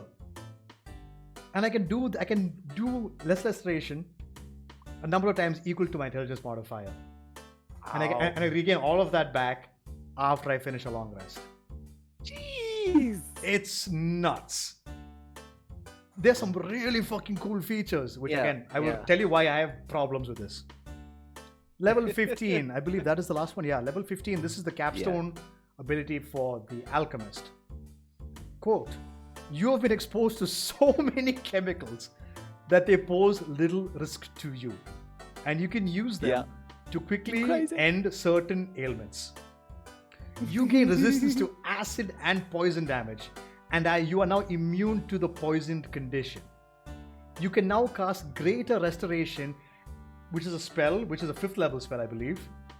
And the Heal spell, if I remember correctly, that's a 7th level spell. That's a 7th, It's a 7th level very spell. high level. Without expending a spell slot and without preparing the spell, and without material components, provided that I use my alchemist supplies as a spellcasting focus. Those 2 spells are fucking insane. Yeah. Greater Restoration has a cost. I think it's what, 500 gold worth of diamonds, something like that. Greater Restoration. It's got about 100 gold. 100 gold worth of gems, right? Diamond dust. Diamond dust. 100 gold worth of diamond dust for you to cast a spell normally. I can cast that shit for free. Once though, but free. And only clerics get it apart. Like no one else. Yeah. Greater Restoration is kind of stupid. Yeah. It's a good spell, and Heal is just mental. Heal is amazing. Heal is stupid. And even clerics get heal at, well, like somewhere around this level only for them, I guess it would be. If I'm not mistaken. Yeah. Because it's a very high level spell. What is it? 7th level? 6th level evocation. Yeah, 6th level spell, yeah. That's still high, like. Yeah, still be higher from the thing. And for these guys to be able to free cast it, just recast this is quite nutty. So I would say the Alchemist is a fantastic support class. However, the reason why no one plays it is because most of these features, like the experimental elixirs, which are huge for this class, require spell slots for you to use. However, because you have limited amount of them, it kinda is unfortunate. You can't make full use of it. Full use of the class. And so many of the cooler things are tucked away in much higher levels. I mean, again, this is still the first form of the Artificer Gen. Like this is Gen 1 Artificer. Yeah. Like I'm willing to bet this is going to, like, you know, change in another year itself. Pretty sure we're gonna have a revised addition to this class, because there are so many, like I said earlier also, like it's a lot of it ends up becoming the DM and the player, whoever's playing the Artificer, homebrewing a lot of cool shit and trying to make it a little more, like, you know, rewarding to play the class. Yeah, because initially, especially if you're doing it standalone, especially, you know, because for example, in my game of Curse of Strahd, one of my players wanted to play an Artificer, but then he realized there's not gonna be a whole lot that he can do. Not much. In He's terms gonna of have creating to wait something. around a lot. Yeah. To and especially in a campaign like Curse of Strahd, my God, you don't know whether you're gonna survive. Yeah, and also the plus, like say I want to make a weapon. I'm like, find iron somewhere. I don't know. Like, it's not a place that's full of stuff. So the thing is, picking the Artificer, make sure it fits the campaign. It fits. Yeah. Make sure it makes sense. It has to make sense. Yeah, this is one of the few like classes even that are Adi was asking. Adi wanted to go straight off into Fire Arm, right? So I did a search and I actually looked in Baldur's Gate, even in the current period which you guys are playing DIA in. Well, Descent into Avernus. There's no open use of firearms anywhere within the vicinity you guys are. Oh yeah, here's the beauty of it. Potentially, Artificers by default, in hell, maybe. artificers by default get access to firearms. Like if the firearms exist in your campaign, It artificers exists, exactly. if they exist. Exactly. Yeah. So that was my point. So like Adi was asking, can I use it? I was like, you will, but I was like, not immediately. I was like, immediately your character hasn't seen one herself. So no.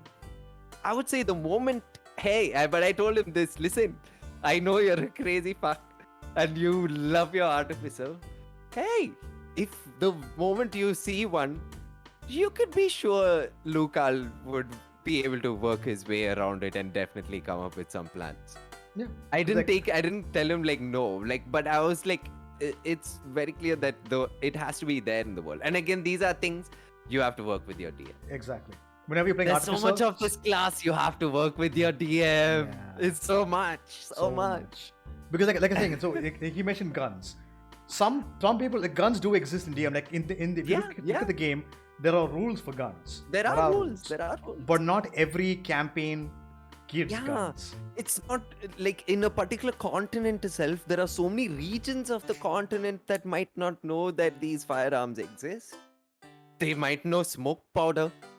They might know boomsticks, but they don't know guns. There's a big difference. Yep. That's a whole new invention to explosive powder, right? Basic explosive powder. That's like the projectile invention to it. Yeah.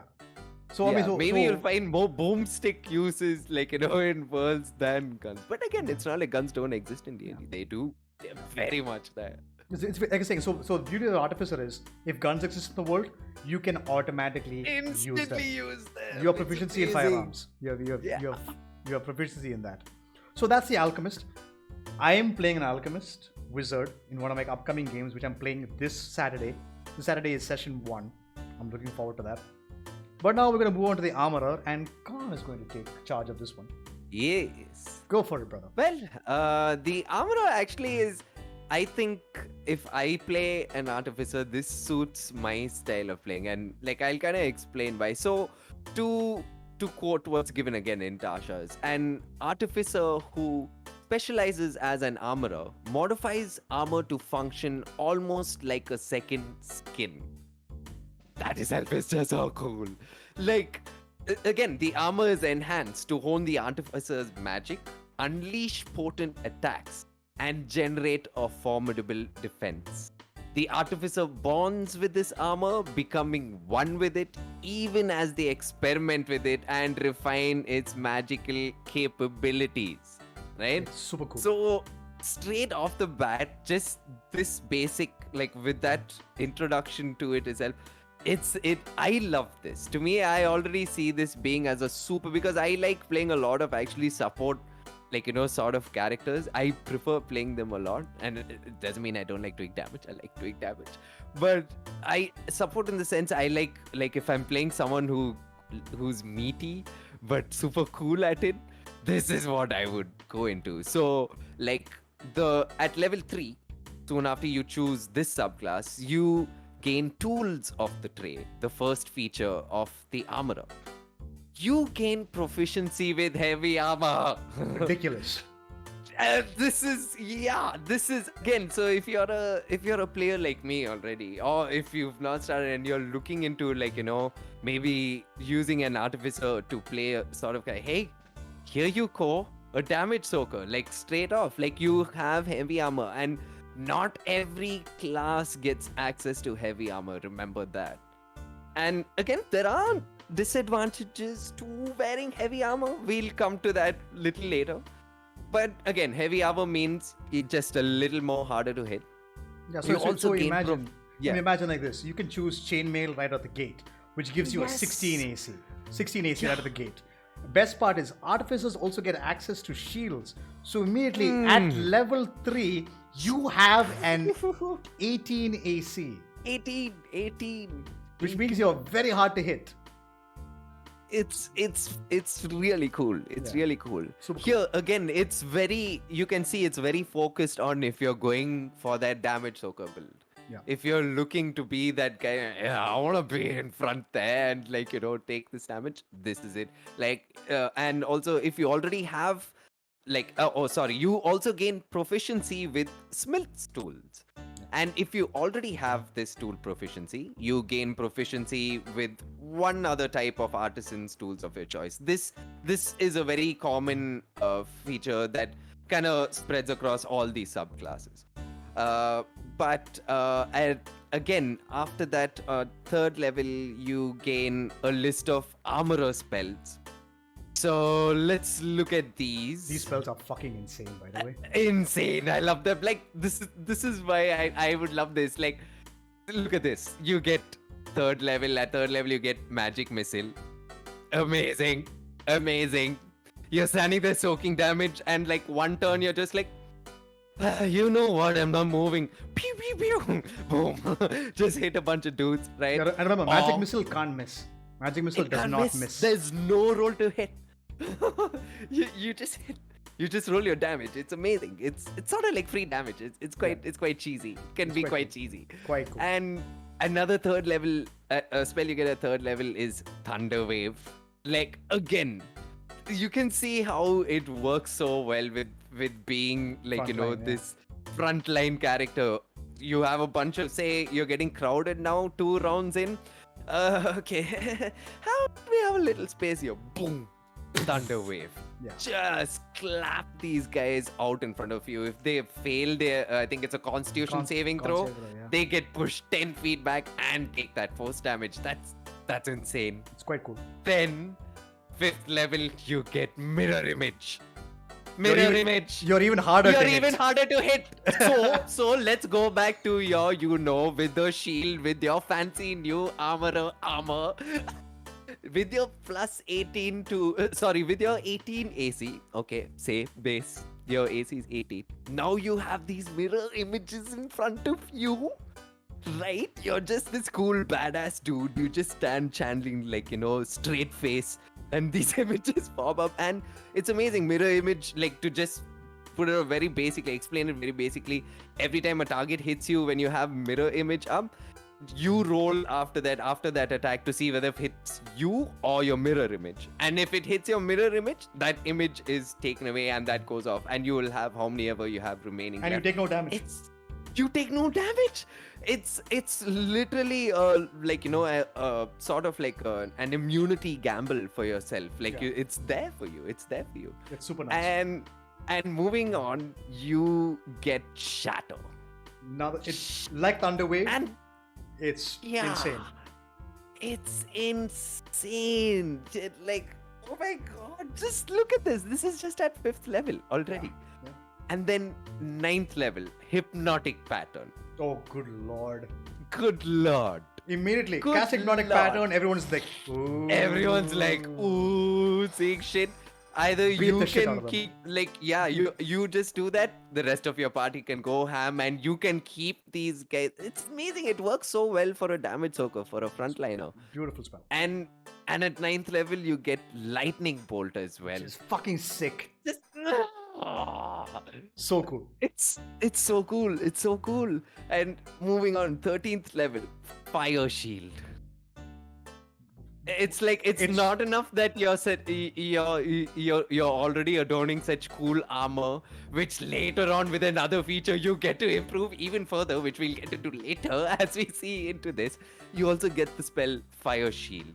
Then at 13th level you get Greater Invisibility. Greater invisibility. One of my favorite spells. I got to use it once. It's super fun. It's awesome. You basically cast this on you and then that's it. Like unlike the usual invisibility spell, the moment you cast or some a spell, or the moment you make an attack, or say you shout out something loud or make yourself a little obvious or known, the invisible spell drops, but Greater Invisibility don't drop.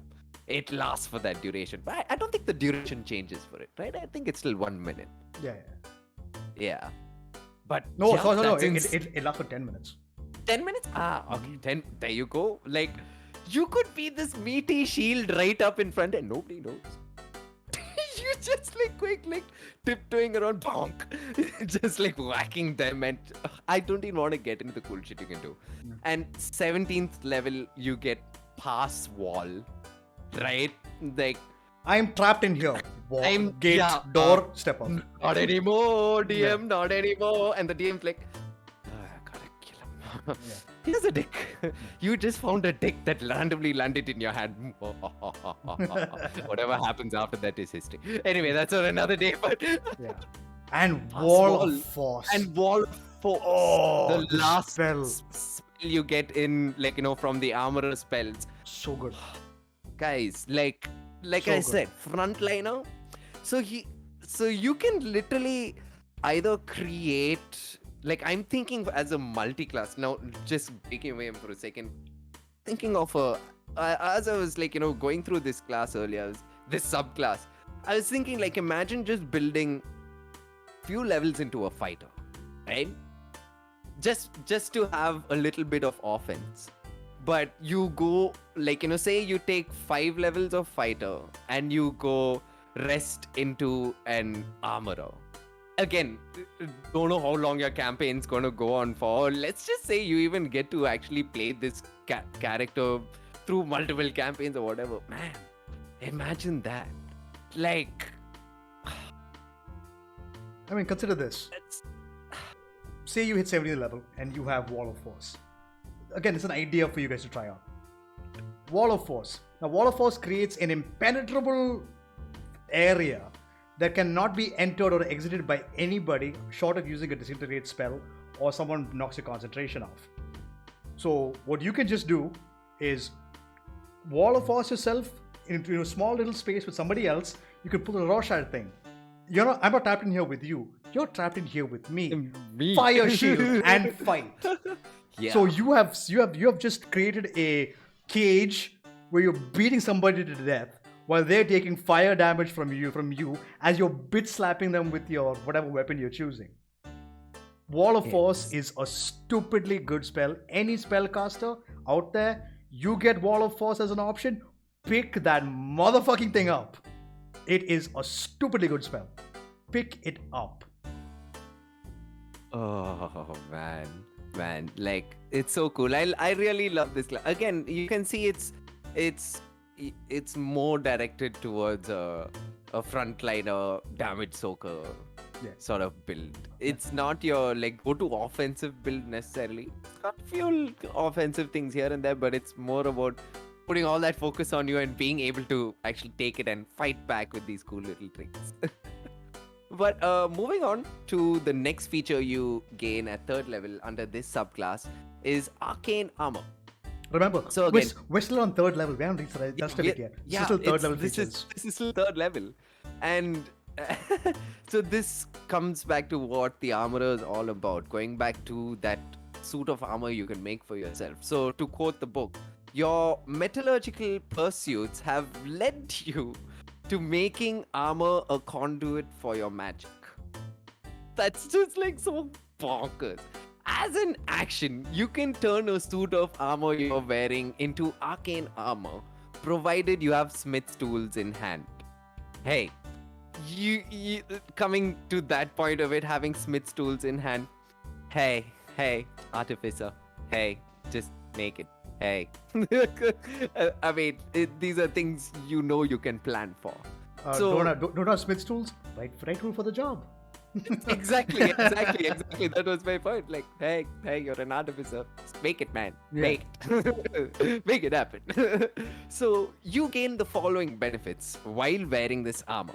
So first off, if the armor normally has a strength requirement, the arcane armor lacks this requirement for you. Yeah. Jeez. So I think full plate I armor. think full plate armor, all very, very heavy metal armor. Just think very heavy metal armor. Any metal that you're using to craft armor that's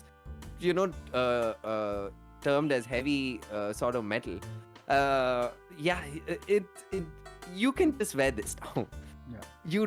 That strength requirement doesn't apply to you because, hey, you are an armorer and you have your way of working around with this heavyweight. You can make it work. Don't worry. Don't worry. That's literally what they're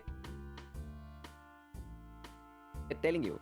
So, and then after that, you can use the arcane armor as a spellcasting focus for your artificer spells. Super cool again.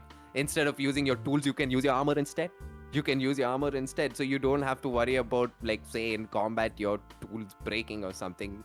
Like maybe your armor is a little more strong or whatever. It's however you want to go about this, however you choose to use that. So I mean, coming back to that, the moving or strength requirements. Yeah. So full plate armor requires you to have a strength of 15 to wear the armor. So that's mighty huge. yeah. So immediately you can go Good requirement. yeet. Don't need it. Because full plate armor gives you 18 AC. With shield, 20 AC. That's nuts. Nuts.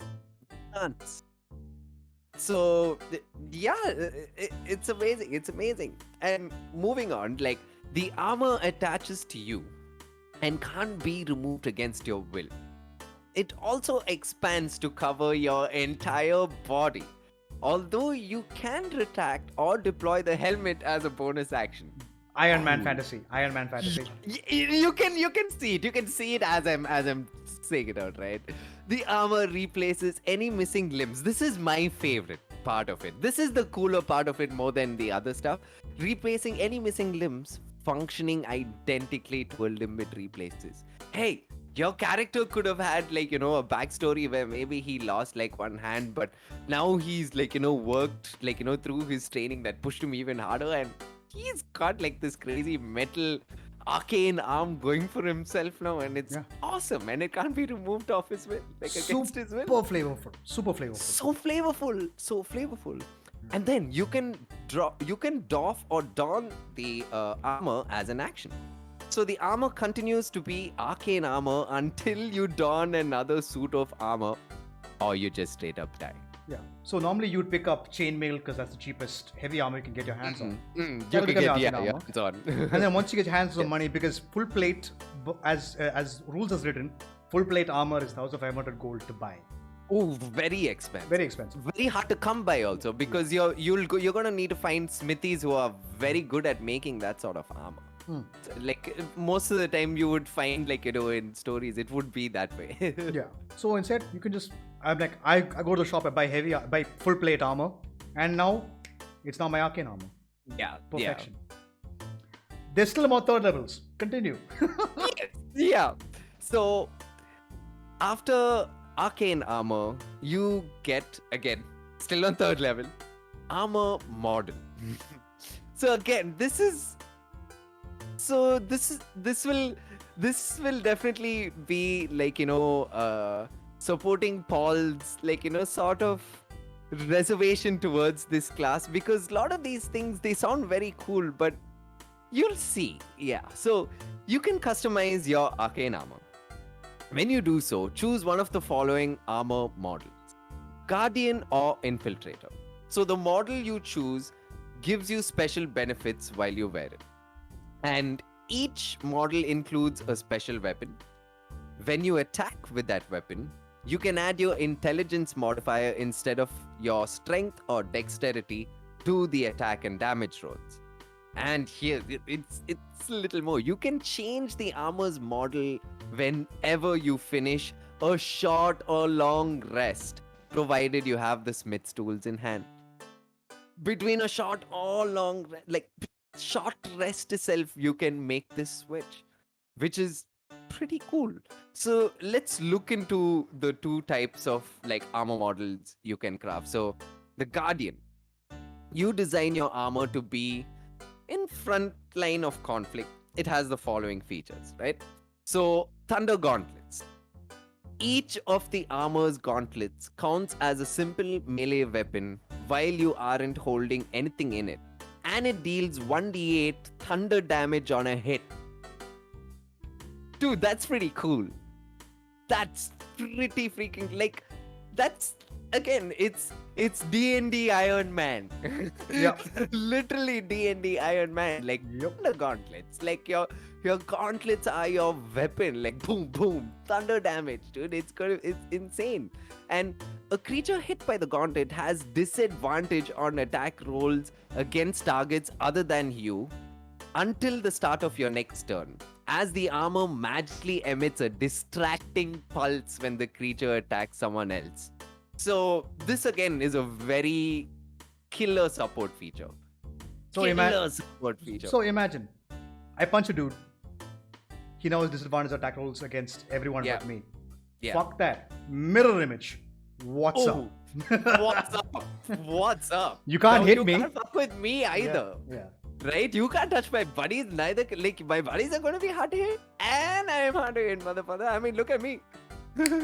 Who am I? Am I the real one? Ooh. Yeah. I am Iron Man, bitch. What's up?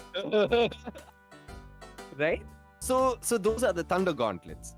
And then you have the defensive field. As a bonus action, you can regain temporary hit points equal to your level in this class, replacing any temporary hit points you already have, which is really awesome, really awesome. So you lose these temporary hit points if you doff the armor. If you can choose this bonus action a number of times equal to your proficiency bonus, and you regain all expended uses, well, of course, after a long rest, not after a short rest like the gauntlet, but again, pretty cool. Like, hey, like taking some damage, like a bonus action, that's all. Get back some more temp hit points. Okay, where we at? Let's continue. Kind of cool. And yeah, this has come in clutch like quite a few times. Like for us, I've seen it come in clutch in this thing. I think what's his name? Adi's character in Warhammer. He uses this, right? Yeah. I think his no, it's Gulgaz. It's Gulgaz. Oh, Gulgaz uses it. Gulgaz uses it. Yeah. So it's amazing. So that is the Guardian. And now let's look at the Infiltrator. So you customize your armor for subtle undertaking. It has the following features. Lightning launcher. It's just super cool. A gem-like node appears on one of your armored fists or on the chest. Again, your choice. It's Iron Man again. That's just... You see what they're hinting at, yeah. It counts as a simple ranged weapon with a normal range of 90 feet and a long range of 300 feet. And it deals 1d6 lightning damage on a hit. Once on each of your turns when you hit a creature with it, you deal an extra 1d6 lightning damage to that target. This is pretty cool.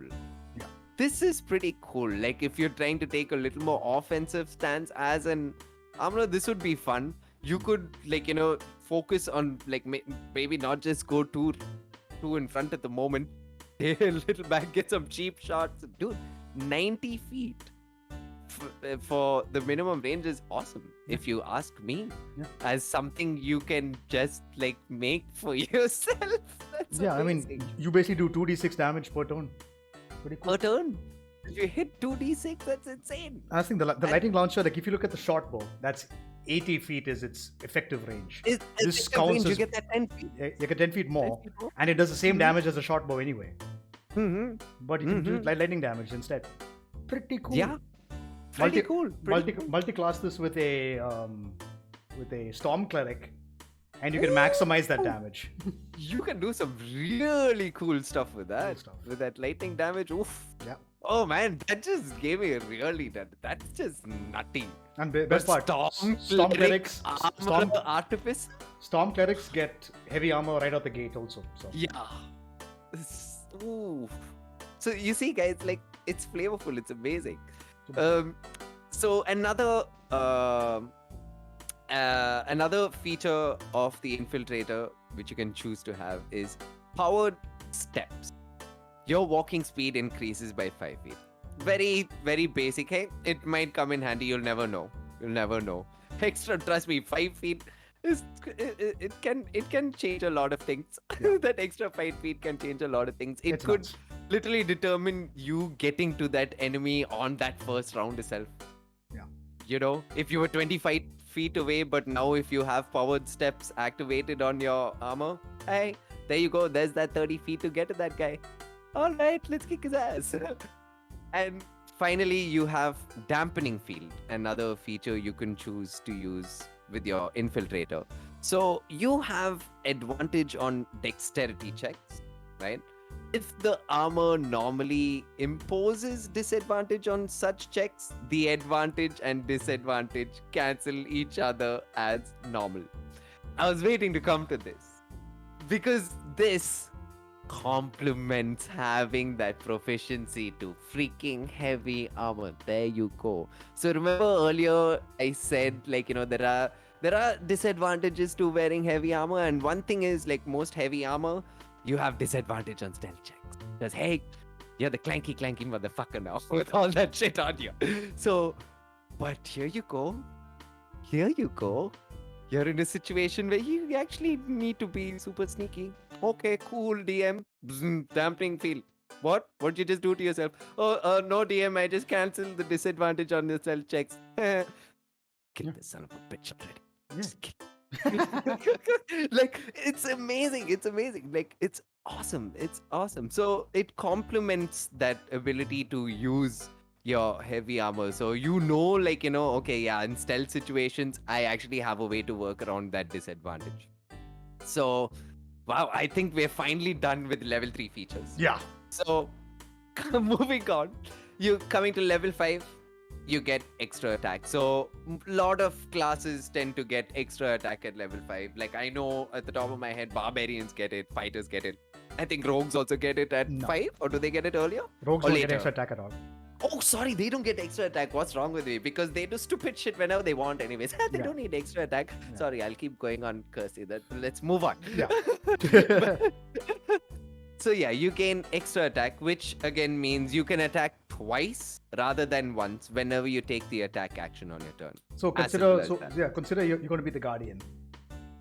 So you have two guys in front of you. Punch one guy, get disadvantage on everybody else. Punch another guy, that also gets disadvantage. Like two people have disadvantage against attacking anybody else. Yeah. Pretty sick. Yeah. Works. It works. Yeah. Then moving on to the next feature you get, which comes to you at level 9. You have armor modifications.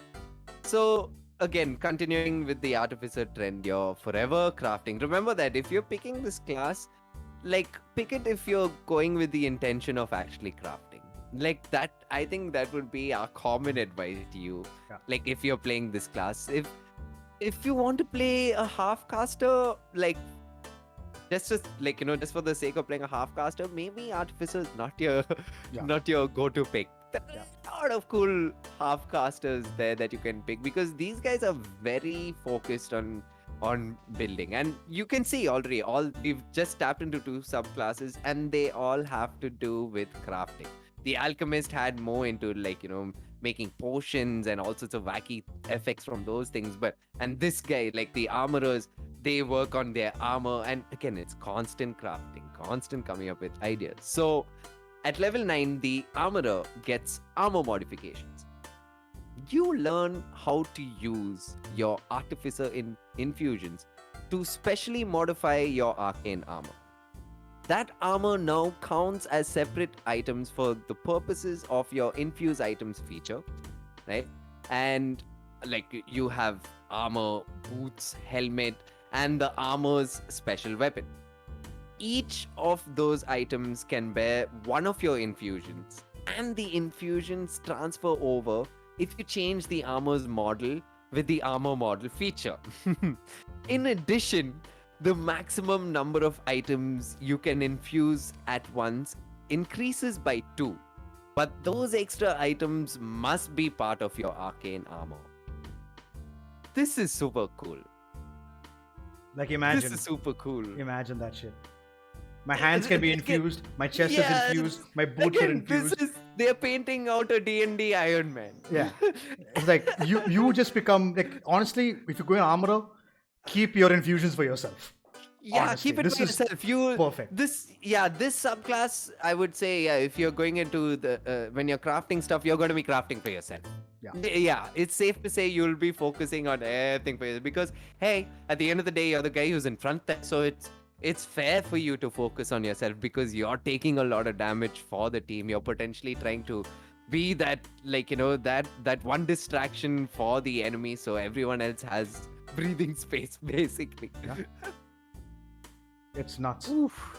It's nuts. It's nuts. Yeah, Iron Man. Just straight up Iron Man. It's the easiest way to explain this subclass. And the last feature you get at level 15 is perfected armor. So your arcane armor gains additional benefits based on its model, as shown below. So Guardian, when a huge or smaller creature you can see ends its turn within 30 feet of you, you can use your reaction to magically force the creature to make a strength saving throw against your spell save DC, pulling the creature up to 30 feet toward you to an unoccupied space. If you pull the target to a space within 5 feet of you, you can make a melee attack against it as part of this reaction. I can't begin to tell you. I can't begin to tell you how. Sorry, it's a reaction. It's a reaction. Yeah. No, I can't begin to tell you how important displacing is important. Is huge in D&D. If you can displace someone, that's nuts. You are something to be feared if you can displace. Imagine. If you can place it. Yeah. Imagine this situation.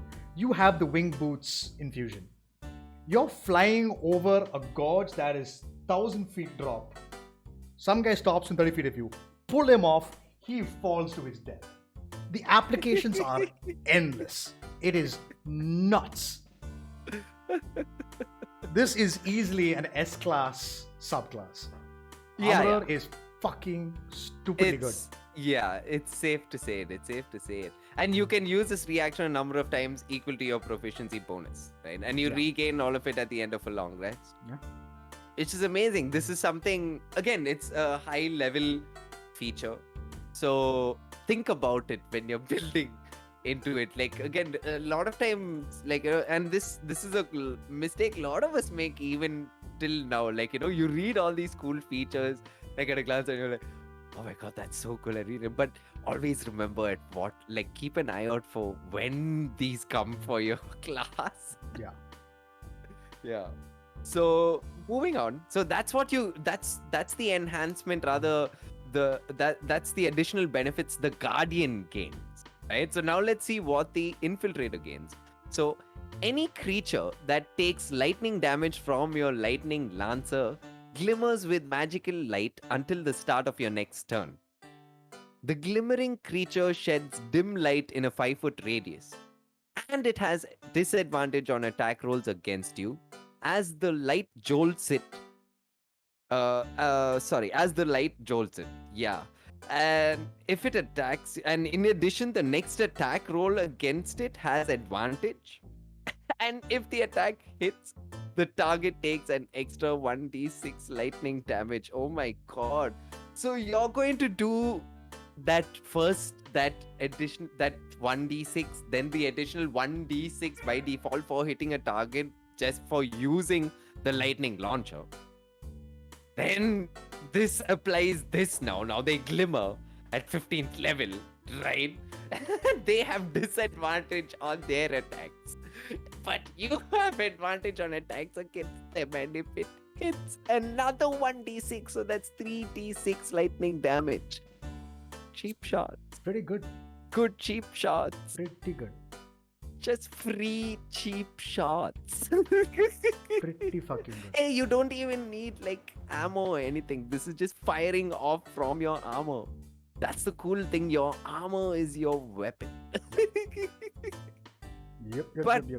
But that wraps up the armorer subclass. Man, I think that's going to be my favorite of the subclasses, if you ask me.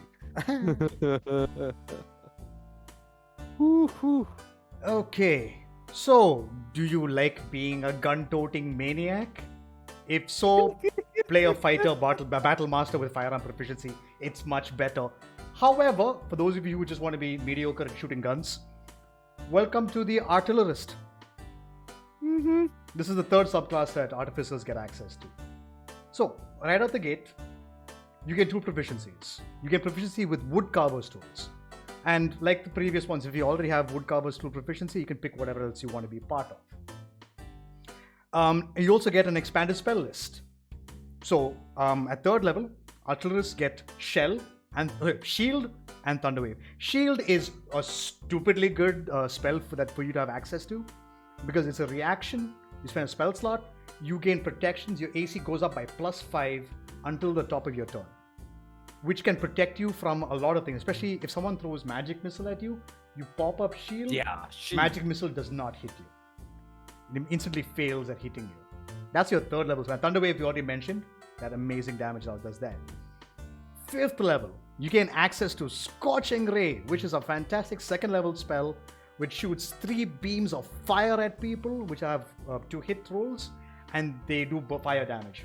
Pretty good, and you can upcast those if you wish. Shatter, once again, we spoke about it. Then 9th level, the spell everybody loves and everybody wants, Fireball. You gain access to Fireball, which is a amazing spell, 86 of AoE damage, save or get burned to a crisp. It's fucking awesome. Then we get to Ice Storm, which is also fantastic. Area of effect, all other good stuff. Wall of Fire as well.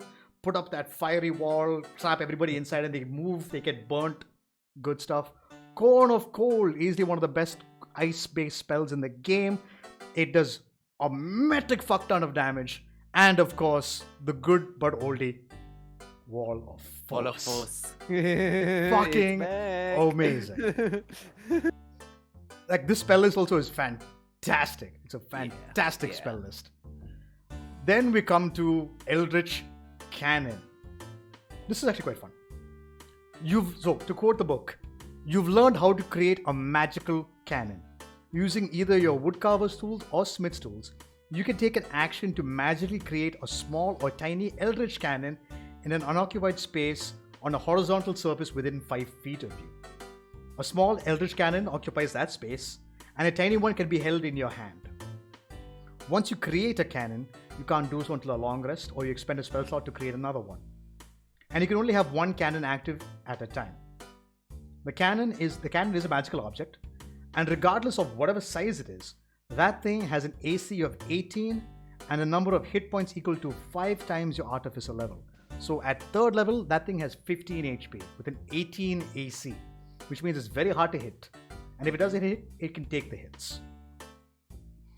It can't be poisoned because it's an object. It doesn't take psychic damage because it's a goddamn object. Yeah. And it's weird making it do a ability check or whatever. And if you pick up the mending cantrip, you can heal the item for free, and it gains back 2d6 hit points if you use the mending. And it disappears if it's reduced to 0 hit points or after 1 hour, or you can dismiss it early as an action.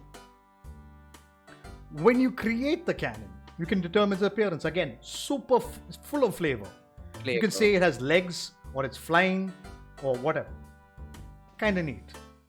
But also, when you create it, you can choose the type it's going to be from the cannon's table, which we'll get to in just a second.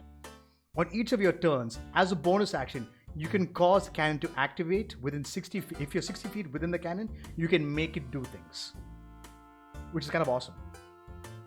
And all the cannon itself can move 15 feet. You can say, move there and shoot again. Yeah. As part of this thing. Pretty cool. So, the Eldritch Cannons you get access to. First one, Flamethrower. The cannon exhales fire adjacent to a 15-foot cone that you designate. Each creature must make a dexterity saving throw against your spell save DC. If they fail, they take 2d8 fire damage, or half as much on a successful one. And the fire ignites any flammable objects in the area that aren't being worn or carried. So you can't burn someone's clothes off, but say there's a table next to them, the table will catch fire. Basic. Force Ballista. Now this is the one most artillerists will use because it's kind of badass actually. So this thing makes a ranged spell attack originating from the cannon at one creature or object within 120 feet of it. On a hit, the target takes 2d8 force damage. Now, force damage is one of the few damage types which is the least resisted out of all the creatures in D&D. Very few creatures are resistant to force damage. And the best part is it does 2d8 force damage, plus if it hits, that target that gets hit is pushed 5 feet back. So at all of your turns, you can 120 feet away, hit them, push them back further. They take longer to get towards you. Keep them out of range. Bonus action. Bonus action to do so. Use these things. Yep. It's stupidly nuts. And last is the Protector. The cannon emits a burst of positive energy that grants itself and each creature of your choice within 10 feet a number of temporary hit points equal to 1d8 plus your intelligence modifier. As you mentioned before, temporary hit points is a cushion and it's always good to have, especially because most of the time as a artillerist, you're in the back line with the squishies. So you want to make sure they get buffed up with a bit of health so they can survive longer in a fight. So this is the main bread and butter of what you're going to be doing as an artillerist. Now you hit 5th level and you gain Arcane Firearm. You know how to turn a wand, a staff, or a rod into an arcane firearm, which becomes a conduit for your destructive spells. When you finish a long rest, you can use your woodcarver's tools to carve special sigils into one of those items, and that item turns into your arcane firearm. And of course, it changes if you plan to make a different arcane firearm with a different weapon, different item, you can do so. But the sigils otherwise remain on that item indefinitely. And this arcane firearm becomes your spell casting focus. And when you cast this Artificer spell through this firearm, roll a d8 and you get a bonus to one of these spells damage equal to the roll of the number that you rolled on that d8. So say I roll 8 and I cast, let's say, Fireball. I can add an extra d8 to that damage when I cast it, which is super cool. Of course, remember, this does not apply to your cannons because they are not spells. But if you use any of your spells, you can add that extra damage on the board. Kind of neat. Not a great feature, but it's okay. If you want to use that, it's fine. At 9th level, you gain Explosive Cannon. Every Eldritch Cannon you now create is more destructive. Cannon's damage rolls all increase by 1d8. So your Force Ballista, which I swear to God is going to be, you'll be switching between your Force Ballista and your Protector. Your Force Ballista now does 3d8 force damage, which is redonkulous. And as an action, you can command the cannon to detonate itself, and doing so, any creature within 20 feet of it has to make a dexterity saving throw against your spell save DC or take 3d8 force damage on a failed save. Now, if I remember correctly, let me quickly check this out. Yeah, so what you can do is have your Boots of Winding as your infusion, walk up, drop down your cannon, teleport back, explode it. Kamikaze gun. Yeah. Just make them get fucked. Pretty cool item. Again, lots of creative things that you can do with it. And lastly, for the 15th level, you gain Fortified Position. So, you're a master at forming a well-defended emplacements using your Eldritch Cannon. You and your allies have half cover. Half cover is nuts because that's a +2 to your AC. Half cover while within 10 feet of a cannon that you can create with your Eldritch Cannon feature. As a result, a shimmering field of magical protection that the cannon can emit. So if you are within 10 feet of an Eldritch Cannon, you gain a +2 to your AC, which is great because you're in the back line. Amazing. Your Warlock is back there, your Wizard is back there, your Ranger is back there, all of them are there. Give them all a +2 to AC, which is nuts. You can now have 2 cannons at the same time. And you can create them both with the same action. And you can activate both of them. So imagine, with Explosive Cannon, 2 Force Ballistae, both fire at the same time doing 3d8 damage each. Yeah. It's nuts. It's absolutely fucking nuts. Whew. But you can only have 2 active at the same. You can have a third one. You can only have 2 active at once. Yeah. But that's the artillerist in a nutshell. You are just standing back, raining force damage at everything, and It's a pretty cool. Blasting shit Blasting. at people Just constantly, blasting. basically. Damn cool.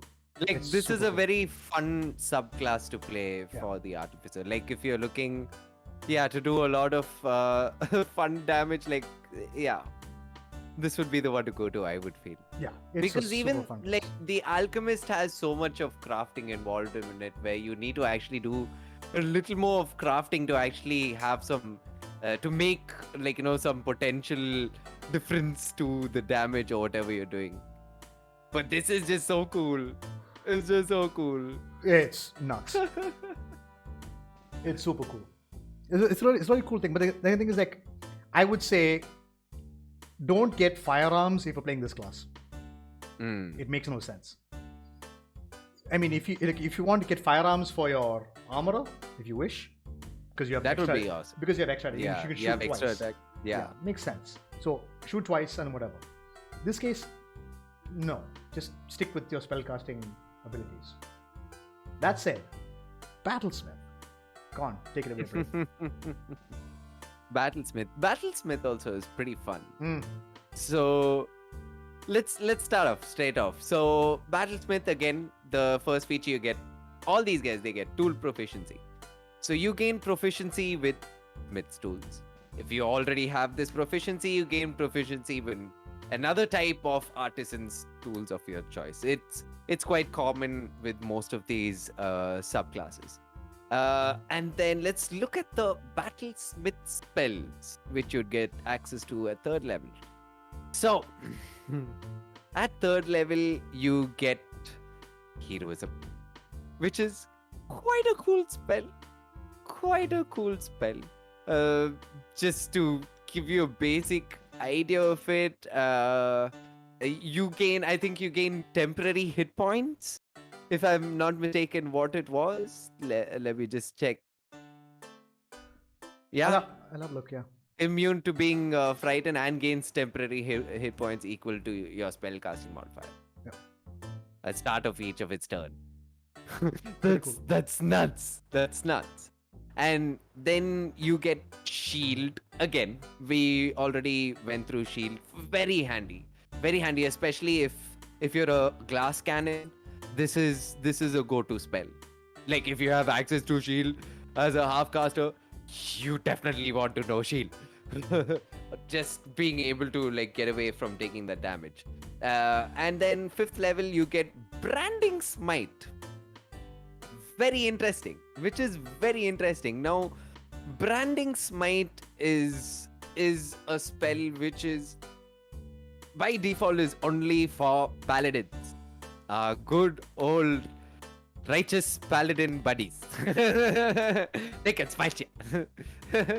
Because they're all lawful and they've been given rights by their lawful deities or whatever to, like, smite you if you've done something wrong.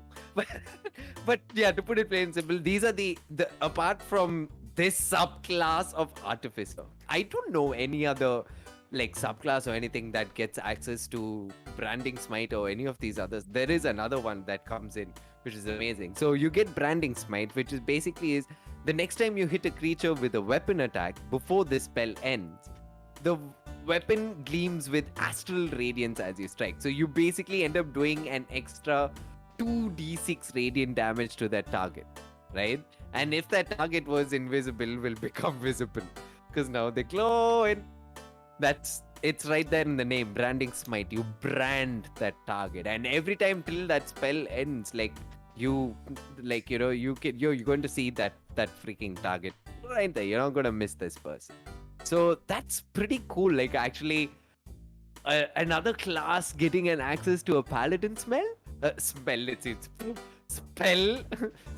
pallies. Can't help it. But getting access to a paladin, like a smite, to me is actually pretty cool. That's quite unique. Yeah. And at 5th level, you also get Warding Bond. Again, very, very cool spell. So basically, you can give a creature, or I think yourself also, a +1 AC to their +1 to their bonus to their AC, and also to their saving throws, and resistance to all damage. And I believe that lasts for an hour. Yeah, that lasts for an hour. which is amazing. Yeah, but the only Then you issue, have- the only issue with warding bond is if they take damage, the damage gets halved, I- and you yeah. take the damage instead. You take So, the damage instead. Not the It's a best little of a thing. trade-off. Not the Yeah, best- it's not yeah, the best not thing the for an best thing. artificer. Yeah. Yeah, exactly. You're a glass cannon again most of the time if you're an artificer. Yeah, so not the best. I mean, Uh, it's a spell you have access to, but I recommend not using it personally. Be wary, rather. Yeah, be careful when using it because you could die from some damage that you took. Yeah. Yeah. And here's another cool spell they get. So at 9th level, you get Aura of Vitality. Again, another pally spell. This is quite cool. And I think another way you could get this spell is probably like from, I think, Vitality. If you're a life cleric, you get this at a certain level, if I'm not mistaken. I think it's So the yeah, life so cleric that so gets aura it. vitality actually gets it's for clerics, druids, and paladins also. All three Is of it them get for it. druids also? Yeah, and all of them clerics? get it. Yep. Okay, that's what I was wondering because I know clerics, the life cleric got it. Yeah. I wasn't too sure. Yeah. But yeah, so clerics, druids, and paladins get it, and it creates a 30-foot aura around you, and any creature within the aura, you can use a bonus action to give that creature 2d6 healing, 2d6 healing. which is pretty good. Now that is cool. Yeah. That is cool. That's really cool. Again, 9th level. When you're at 9th level as a battlesmith, you'll get this spell. Yep. And another 9th level spell is Conjure Barrage. I've not used this spell or come across Neither have I, anyone actually. Neither have who I. uses this spell, but you basically throw a non-magical weapon or fire a piece of non-magical ammunition into the air to create a cone of identical weapons that shoot forward and then disappear. So each creature in a 60-foot cone must succeed on a dexterity saving throw. A creature takes 3d8 damage on a failed save or half as much on a successful one. And the damage type is the same as that of the weapon or ammunition used as a component. Yep. Very interesting. So it could be rocks, so it could be bludgeoning damage. If it's arrows, Yeah, it could- it's piercing depending damage. on the ammo. Yeah, that's very cool. That's very cool. It's a ranger spell, which is kind of neat actually. Ranger spell. Kinda neat. Yeah. Nice. Like these battlesmen seem to be getting access to these very niche spells. So Yeah. quite interesting there. And here's another thing. Aura of Purity at 13th level. This also I know clerics get it. Yeah, clerics and I'm paladins. pretty yeah. sure clerics and pallies also will Yeah. get this spell. Again, a beautiful AoE spell. It's more of a spell buffing you. To just briefly describe it, others we'll end up spending too much time just talking about these spells. It just helps you with saving throws for particular conditions to just generalize it. Yeah. And then at 13th level, again, Fire Shield, a repeating spell. We've gone through that one before. Mhm. And 17th level, you get another Smite. So you get Banishing Smite. Now, this is the coolest, like to me personally, is one of the coolest Smite spells you can have, and probably one of the best finishing moves you can have, in D&D. Just smack a guy and bye, Felicia. Bye, you just banish this. It's just amazing. And again, paladins are the only other class that get access to this spell, so it's pretty cool. I'm not sure. Maybe there is Paladins another only. class. Paladins only. Maybe. Only paladins. Yeah, but paladins are the only proper class, like standard class, that get access to this spell. So here's the thing. And- So what yeah. makes this an amazing thing is like, so say you attack somebody, and if they have 50 hit points or less, they are instantly banished. Instantly banished. They're gone. So this is a good time. So for the next, I believe for the next minute, I think it is. minute. It's the usual banishment. Yeah. So so you rule. concentrate for a minute. They are gone from the plane of existence. So say it's a devil you're fighting. You banish him. He goes back to hell for a minute. At this point, you can actually set up a lot of things in a minute. Yeah, and you go, can. Okay, everybody line up. Get your spells ready. The moment this ends, he's back. Attack him. It's a fantastic spell that can end It's the combat amazing. encounter instantly. It's super cool. Yeah. Like another cool thing is now if you banish a creature to a plane that it's actually from, and if the spell ends, right? Like if the spell completes, there's a high possibility that that creature does not come back and remains in that plane where it came from. So banishing smite is, like I said, it's a beautiful finisher move to be know what? Enough of this baddie. Let's just like, okay, fine. We know he's almost dead. Vanishing Smite. What happens? Gone. Kill. Just yeet him. Pretty cool that they actually get that. But again, 17th level. So that's really high up there. And the last spell you'll get as a Battlesmith, again at 17th level, is Mass Cure Wounds. Oh, a beautiful spell, comes in clutch a lot of times. I mean, near TPK times, this is your go-to spell. Just, oh my god, no, save us. Just boom, heal everyone within 60 feet of you. Yeah. That's it. That's basic, just to give you a basic idea of what Mass Cure Wounds is. And the beauty of it is Mass Cure Wounds, unlike Mass Healing Word, you don't have to say the people. If you know the person's there, say supposing like, you know, someone's gone unconscious but is like behind a rock, but you knew they went off unconscious there, you can just channel this, and if they're within that radius, they're healed. You don't have to see the person. So it's pretty cool. Yep. So that's the end of their spell list. So now let's look at their other features. So at 3rd level, you get Battle Ready. Your combat training and your experiments with magic have paid off in 2 ways. You gain proficiency with martial weapons, and when you attack with a magic weapon, you can use your intelligence modifier instead of strength or dexterity modifier for the attack and magic rolls. That's pretty cool. So imagine you pick a longbow, put the infusion repeating shot on it. Whenever you use it, you use your intelligence instead of your strength or dex. Yeah, instead of your strength or dex. Pretty cool. Amazing. Yeah. It's really cool. Really cool. And again, this one seems to be like, you know, it's not as focused on crafting as, like, you know, I would say as the armorer or the alchemist. It's a little more like easier, not easier, but a little more peaceful, less micromanagement, I feel, like, you know, to do with the Battlesmith. Yeah. So at 3rd level, you also get Steel Defender. So your tinkering has born you a companion, a Steel Defender. It's amazing. And a lot of people come up with really cool ideas for their Steel Defenders. Imagine this. So Steel Defender basically makes a robot butler. Yeah. Now imagine, basically a robot. Imagine if you have Find Familiar, Homunculus, plus your Steel Defender. Steel Defender. You have 3 pets. 3 pets. It's 3 nuts. pets. It's so cool. So cool. Sorry, continue. And- Sorry, I interrupted you. Yeah, so it's friendly to you and your companions, and it obeys your commands. See it. So again, this thing has its own stats and its stat block, and I'll come back to that in a bit. And you determine the creature's appearance and whether it has 2 legs or 4. And again, as usual with most of these constructs that you make, it doesn't matter whether they're bipedal or whatever. It doesn't affect how they move. Like, you know, they still can maneuver. They have a general sense of, like, you know, moving around and maneuvering. So The only limitation. You can even have one limb. Yeah. The only limitation of this thing is it can't be flying. That's the only thing. It can't fly. Yeah. You can't, like, you know, give it wings and expect it to fly. Yeah. But yeah, so in combat, the defender shares your initiative count, but it takes its turn immediately after yours.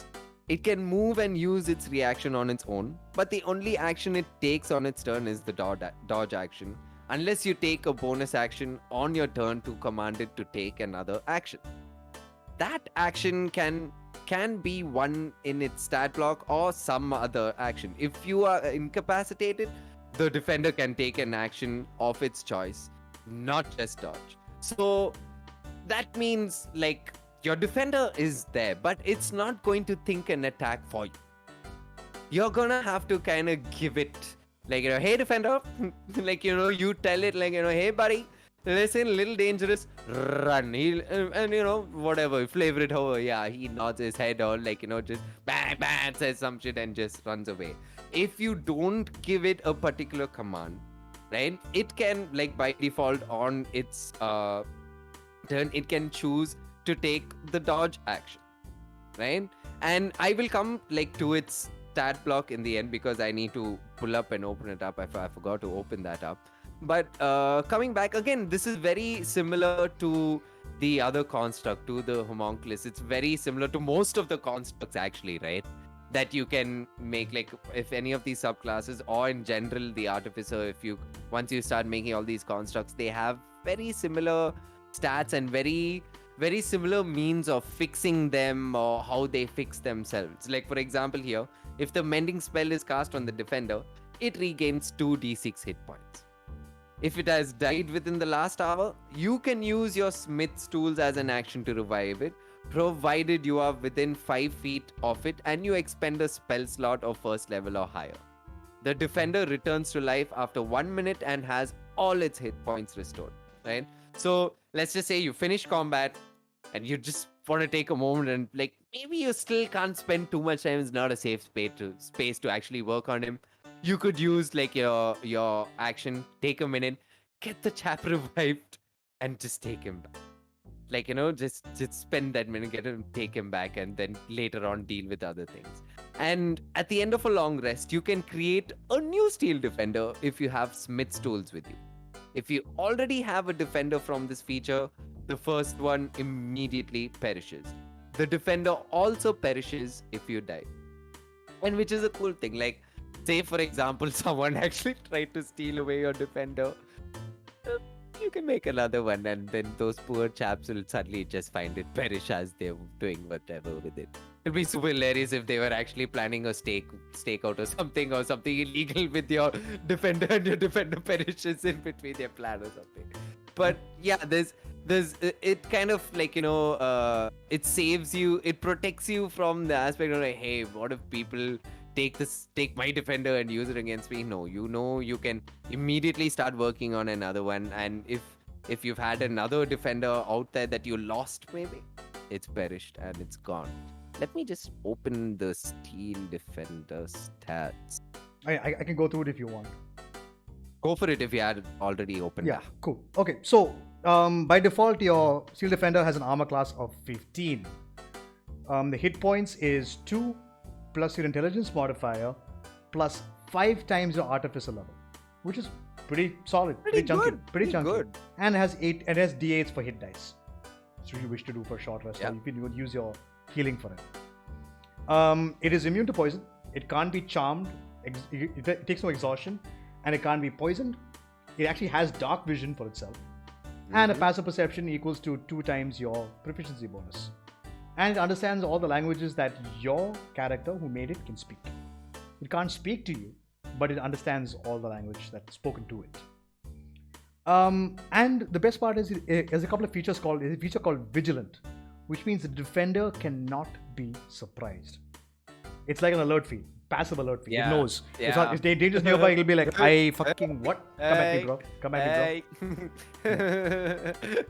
And then, of course, it has this fantastic action, which you can make it do with your bonus action, like Khan mentioned, which is a melee weapon attack. It's called Force Empowered Rend. It's your spell attack modifier to hit, and it's a melee attack. So it's one target that you can see. So which is 1d8 plus your proficiency bonus of force damage, and you can just smack them. Just smack them with that. That's its move. And then of course another action that you can take is Repair, which you can use 3 times per day. So 3 times per long rest. The magical mechanisms inside the defender restore 2d8 plus your proficiency bonus of hit points to itself. And that's pretty much it. Or in fact, even repair something else next to you. Repair another construct. Yeah. Another construct of yours. Yeah. And finally, it can take its reaction. The defender imposes disadvantage on the attack roll of one creature it can see within 5 feet of it, provided the attack roll is against a creature other than the defender. So say an enemy is coming at you, your defender is next to you, the defender jumps in the way of the attack to make sure that they do not hit you instead. Yeah. So that's one thing that it can do as well. So this is the main feature of the Battlesmith. Of the Battlesmith, exactly. Your steel defender is like huge. This is what makes the Battlesmith the Battlesmith. Yeah. Ooh. We're almost done, guys. We're Yeah. almost done. We're almost there. We're almost there. Oof, man. Wait, let me just open this again now. So now that was all you get at level 3. And then at level 5, you get extra attack. Again, same thing. You get to attack twice on your action. And at level 9, you get Arcane Jolt. So you've learned new ways to channel arcane energy to harm or heal. When either you hit a target with a magic weapon attack, or your steel defender hits a target, you can channel magical energy through the strike to create one of the following effects. The target takes an extra 2d6 force damage, or choose one creature or object you can see within 30 feet of the target. Healing energy flows into the chosen recipient, restoring 2d6 healing points, which is amazing. And you can use this energy a number of times equal to your intelligence modifier, minimum of once, of course. But you can do so no more than once on a turn, and you regain all expended uses after a long rest. So this is also awesome. This is kind of like, if you don't, it's kind of using the familiar, like, to do a few things. So I mean, think of it. So you're on the back, say you got a longbow. yeah. Your tank is up front, be it a barbarian, paladin, fighter, whatever. They're up fighting something. You shoot the target with, and so your paladin is looking a little rough and hurt. You hit the guy with your longbow, send the healing out to the paladin, and then hit the guy again and leave it at that. Because you can only make this 2d6 once per turn. Per turn. But it's pretty cool. Either do more damage or heal the person next to the target. Or heal someone. Yeah, that's amazing. Pretty cool. That's really, really cool. Yep. Really cool. And then the last feature you get with the battlesmith, as a battlesmith, is at level 15. And you get the improved defender. So your arcane jolt and steel defender have become more powerful. The extra damage and the healing of your arcane jolt both increases to 4d6. Nuts. Your steel defender gains a +2 bonus to his AC. Yep. And whenever your steel defender uses its deflect attack, the attacker takes force damage equal to 1d4 plus your intelligence modifier. Yep. This is cool. It's cool. It just, like, it is what it says. Improved defender. Like, yeah. Yep. It's just giving you these few in-game damage boosts that, and like, your defender can take a +2 to your defender's AC is damn neat, man. That brings it to a 17. Yep. That's pretty neat. Yep. That's pretty neat.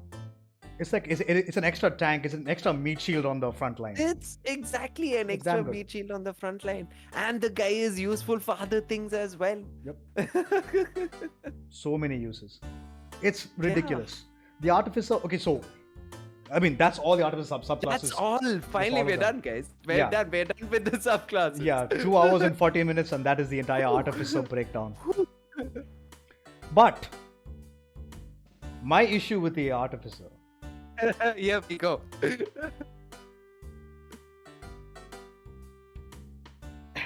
How do I word this without shitting on everyone who loves Artificers? It's okay. See, you're not shitting on it. It's your opinion. Yeah. I mean, but people think I'm shitting on it. But no, the thing is, I think it's an okay class. Like we mentioned at the beginning, it is an extremely niche class which doesn't work in all situations. Niche class, very niche class. Like the Alchemist has multiple. The reason why, so in my game that I'm going to be playing, I'm playing a Wizard Artificer. We're doing Gestalt rules. But either way, the thing is, like, the Alchemist is considered a low tier class is because making those potions, and because you're a half caster, so let's say at level 3 is when you get the feature. Let me go back to the top here. At level 3, you only have 3 first level spell slots. Yeah. While you can use that for your other spells, your feature of making these elixirs seems pointless. Like, I'd rather just use Cure Wounds or Healing Word to heal somebody than have to spend to make these potions. Yeah. Yeah. And these potions are super useful. But it's You don't have the spell slots you're not supposed to do it. Yeah. So to make enough of those to make Exactly. it worth it. Exactly. So personally, my personal opinion, I feel it's better that the Artificer is a multi-class option than it is a pure build. Because I mean, the only class I would say pure build is viable, honestly, is the Armorer. Armor. Yeah, you without can question. you can stick to that just as a straight up artist, like armorer, just pure armorer, and you would be potent. Like Yep. we went through those things, and that, yeah, as you said, the armorer would be the S class in this, Yeah. with regard to Artificer when it comes to 100%. subclasses. S tier. It's the best. The Armorer is without question the best subclass that the Artificer has to offer. But if you're playing a pure Artificer, that is the best. If you're multi-classing, then the others gain stock. Like the Alchemist with a Wizard combination is ridiculous. Free healing potions, man. Healing potions are 50 gold each. Yeah. You can make a free potion, which is even better than the 50 gold version. Yeah. So it's kind of cool and kind of nuts. So the Artificer, take it or leave it. Don't do guns with an Artificer. It's pointless. Again, another thing to remember is like we said earlier, it's a newborn baby. Yeah. Lots of flavor. Right? It's Lots of still flavor. growing. This I know, I'm very sure within a year we're going to see a revised version of this class. There are so many people working, like, and creating wacky multi-class builds with Artificers. And again, to come back to the point I was saying earlier, if you're interested in crafting, like, being a, like, not even just playing a character, maybe you playing games in general, you like crafting items, you like coming up with cool shit, and Artificer is a way to go. Yeah. Right? And the best way, rather the most you could get out of it, is probably multi-classing. Like, to be a really good Artificer also, maybe you need to multi-class with something else. Yeah. I mean, like, Right? at the end of the day, like, see, if you want to go a full, like, pure Artificer all the way through, regardless of what you're picking, speak with your DM. Like, this class, like I've noticed that this class, more than any other class, requires a lot of help from your DM and you together. Because but I mean, I'll say this. The creativity that you can come up with this thing, Yeah, it's going to it's be nutty. nuts. It's nutty. The amount of things you can make, the amount of things you can do, it's stupid. And the infusions are what make you amazing. Yeah. Those infusions are phenomenal. That is the bread and butter of the, like, apart from the specific class features, your infusions are what you're going to be focusing on the most. I would recommend anybody to try it. Try it in your games. If you enjoy it, by all means, have fun with it. I recommend Armorer right out the gate, because heavy armor, fucking just do whatever the hell you want. It's freaking awesome. The Armorer, without question, is the best. Yeah. But Yeah. try some stuff out, work some rules out. A lot of stuff can be homebrewed. Have a lot of fun with it. Enjoy yourself. Do some cool shit. Artificers are good fun. I'm not a fan personally, but they have a lot of variety and a lot of flexibility, and they can do a lot of cool shit. So I hope you guys had I hope you guys found this informational Yeah. and educational maybe.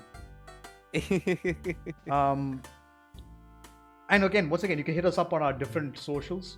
You can hit Conrad up on his Instagram at cornerboy24_TV TV. or hit him up at his Twitch account, twitch.tv/cornerboy24. You can find me again on Instagram and on Twitch at House of Grim. And of course, remember, the beautiful art you're seeing before you is done by our very own Priscilla Dillon. You can hit her up for art that you might want at Prissy Dilly on Instagram. Her handle's up there in the artwork at the top right. But thank you guys all so much for watching. And next week, we're just going to talk about we're just going to riff and talk about some stuff. Yeah. We don't know yet. Yeah. We're going to figure it out. Yeah. So drop by. I promise you that's going to be a shorter episode. Yeah. It's going to be a shorter episode, I promise. But thank you all so much for watching. Anything else you want to plug, dude? No, I think I think we're good. And of course, if you want music for your games or you want music in general, feel free to Yeah. hit the boy up. In general, do hit me up. Do hit me up. Yeah. Love And making music for D&D games. It's so much fun. It's my newfound fun thing to do. but thank you all so much for watching, and we'll catch you guys next week. So from us to you guys, until then, peace out. Peace.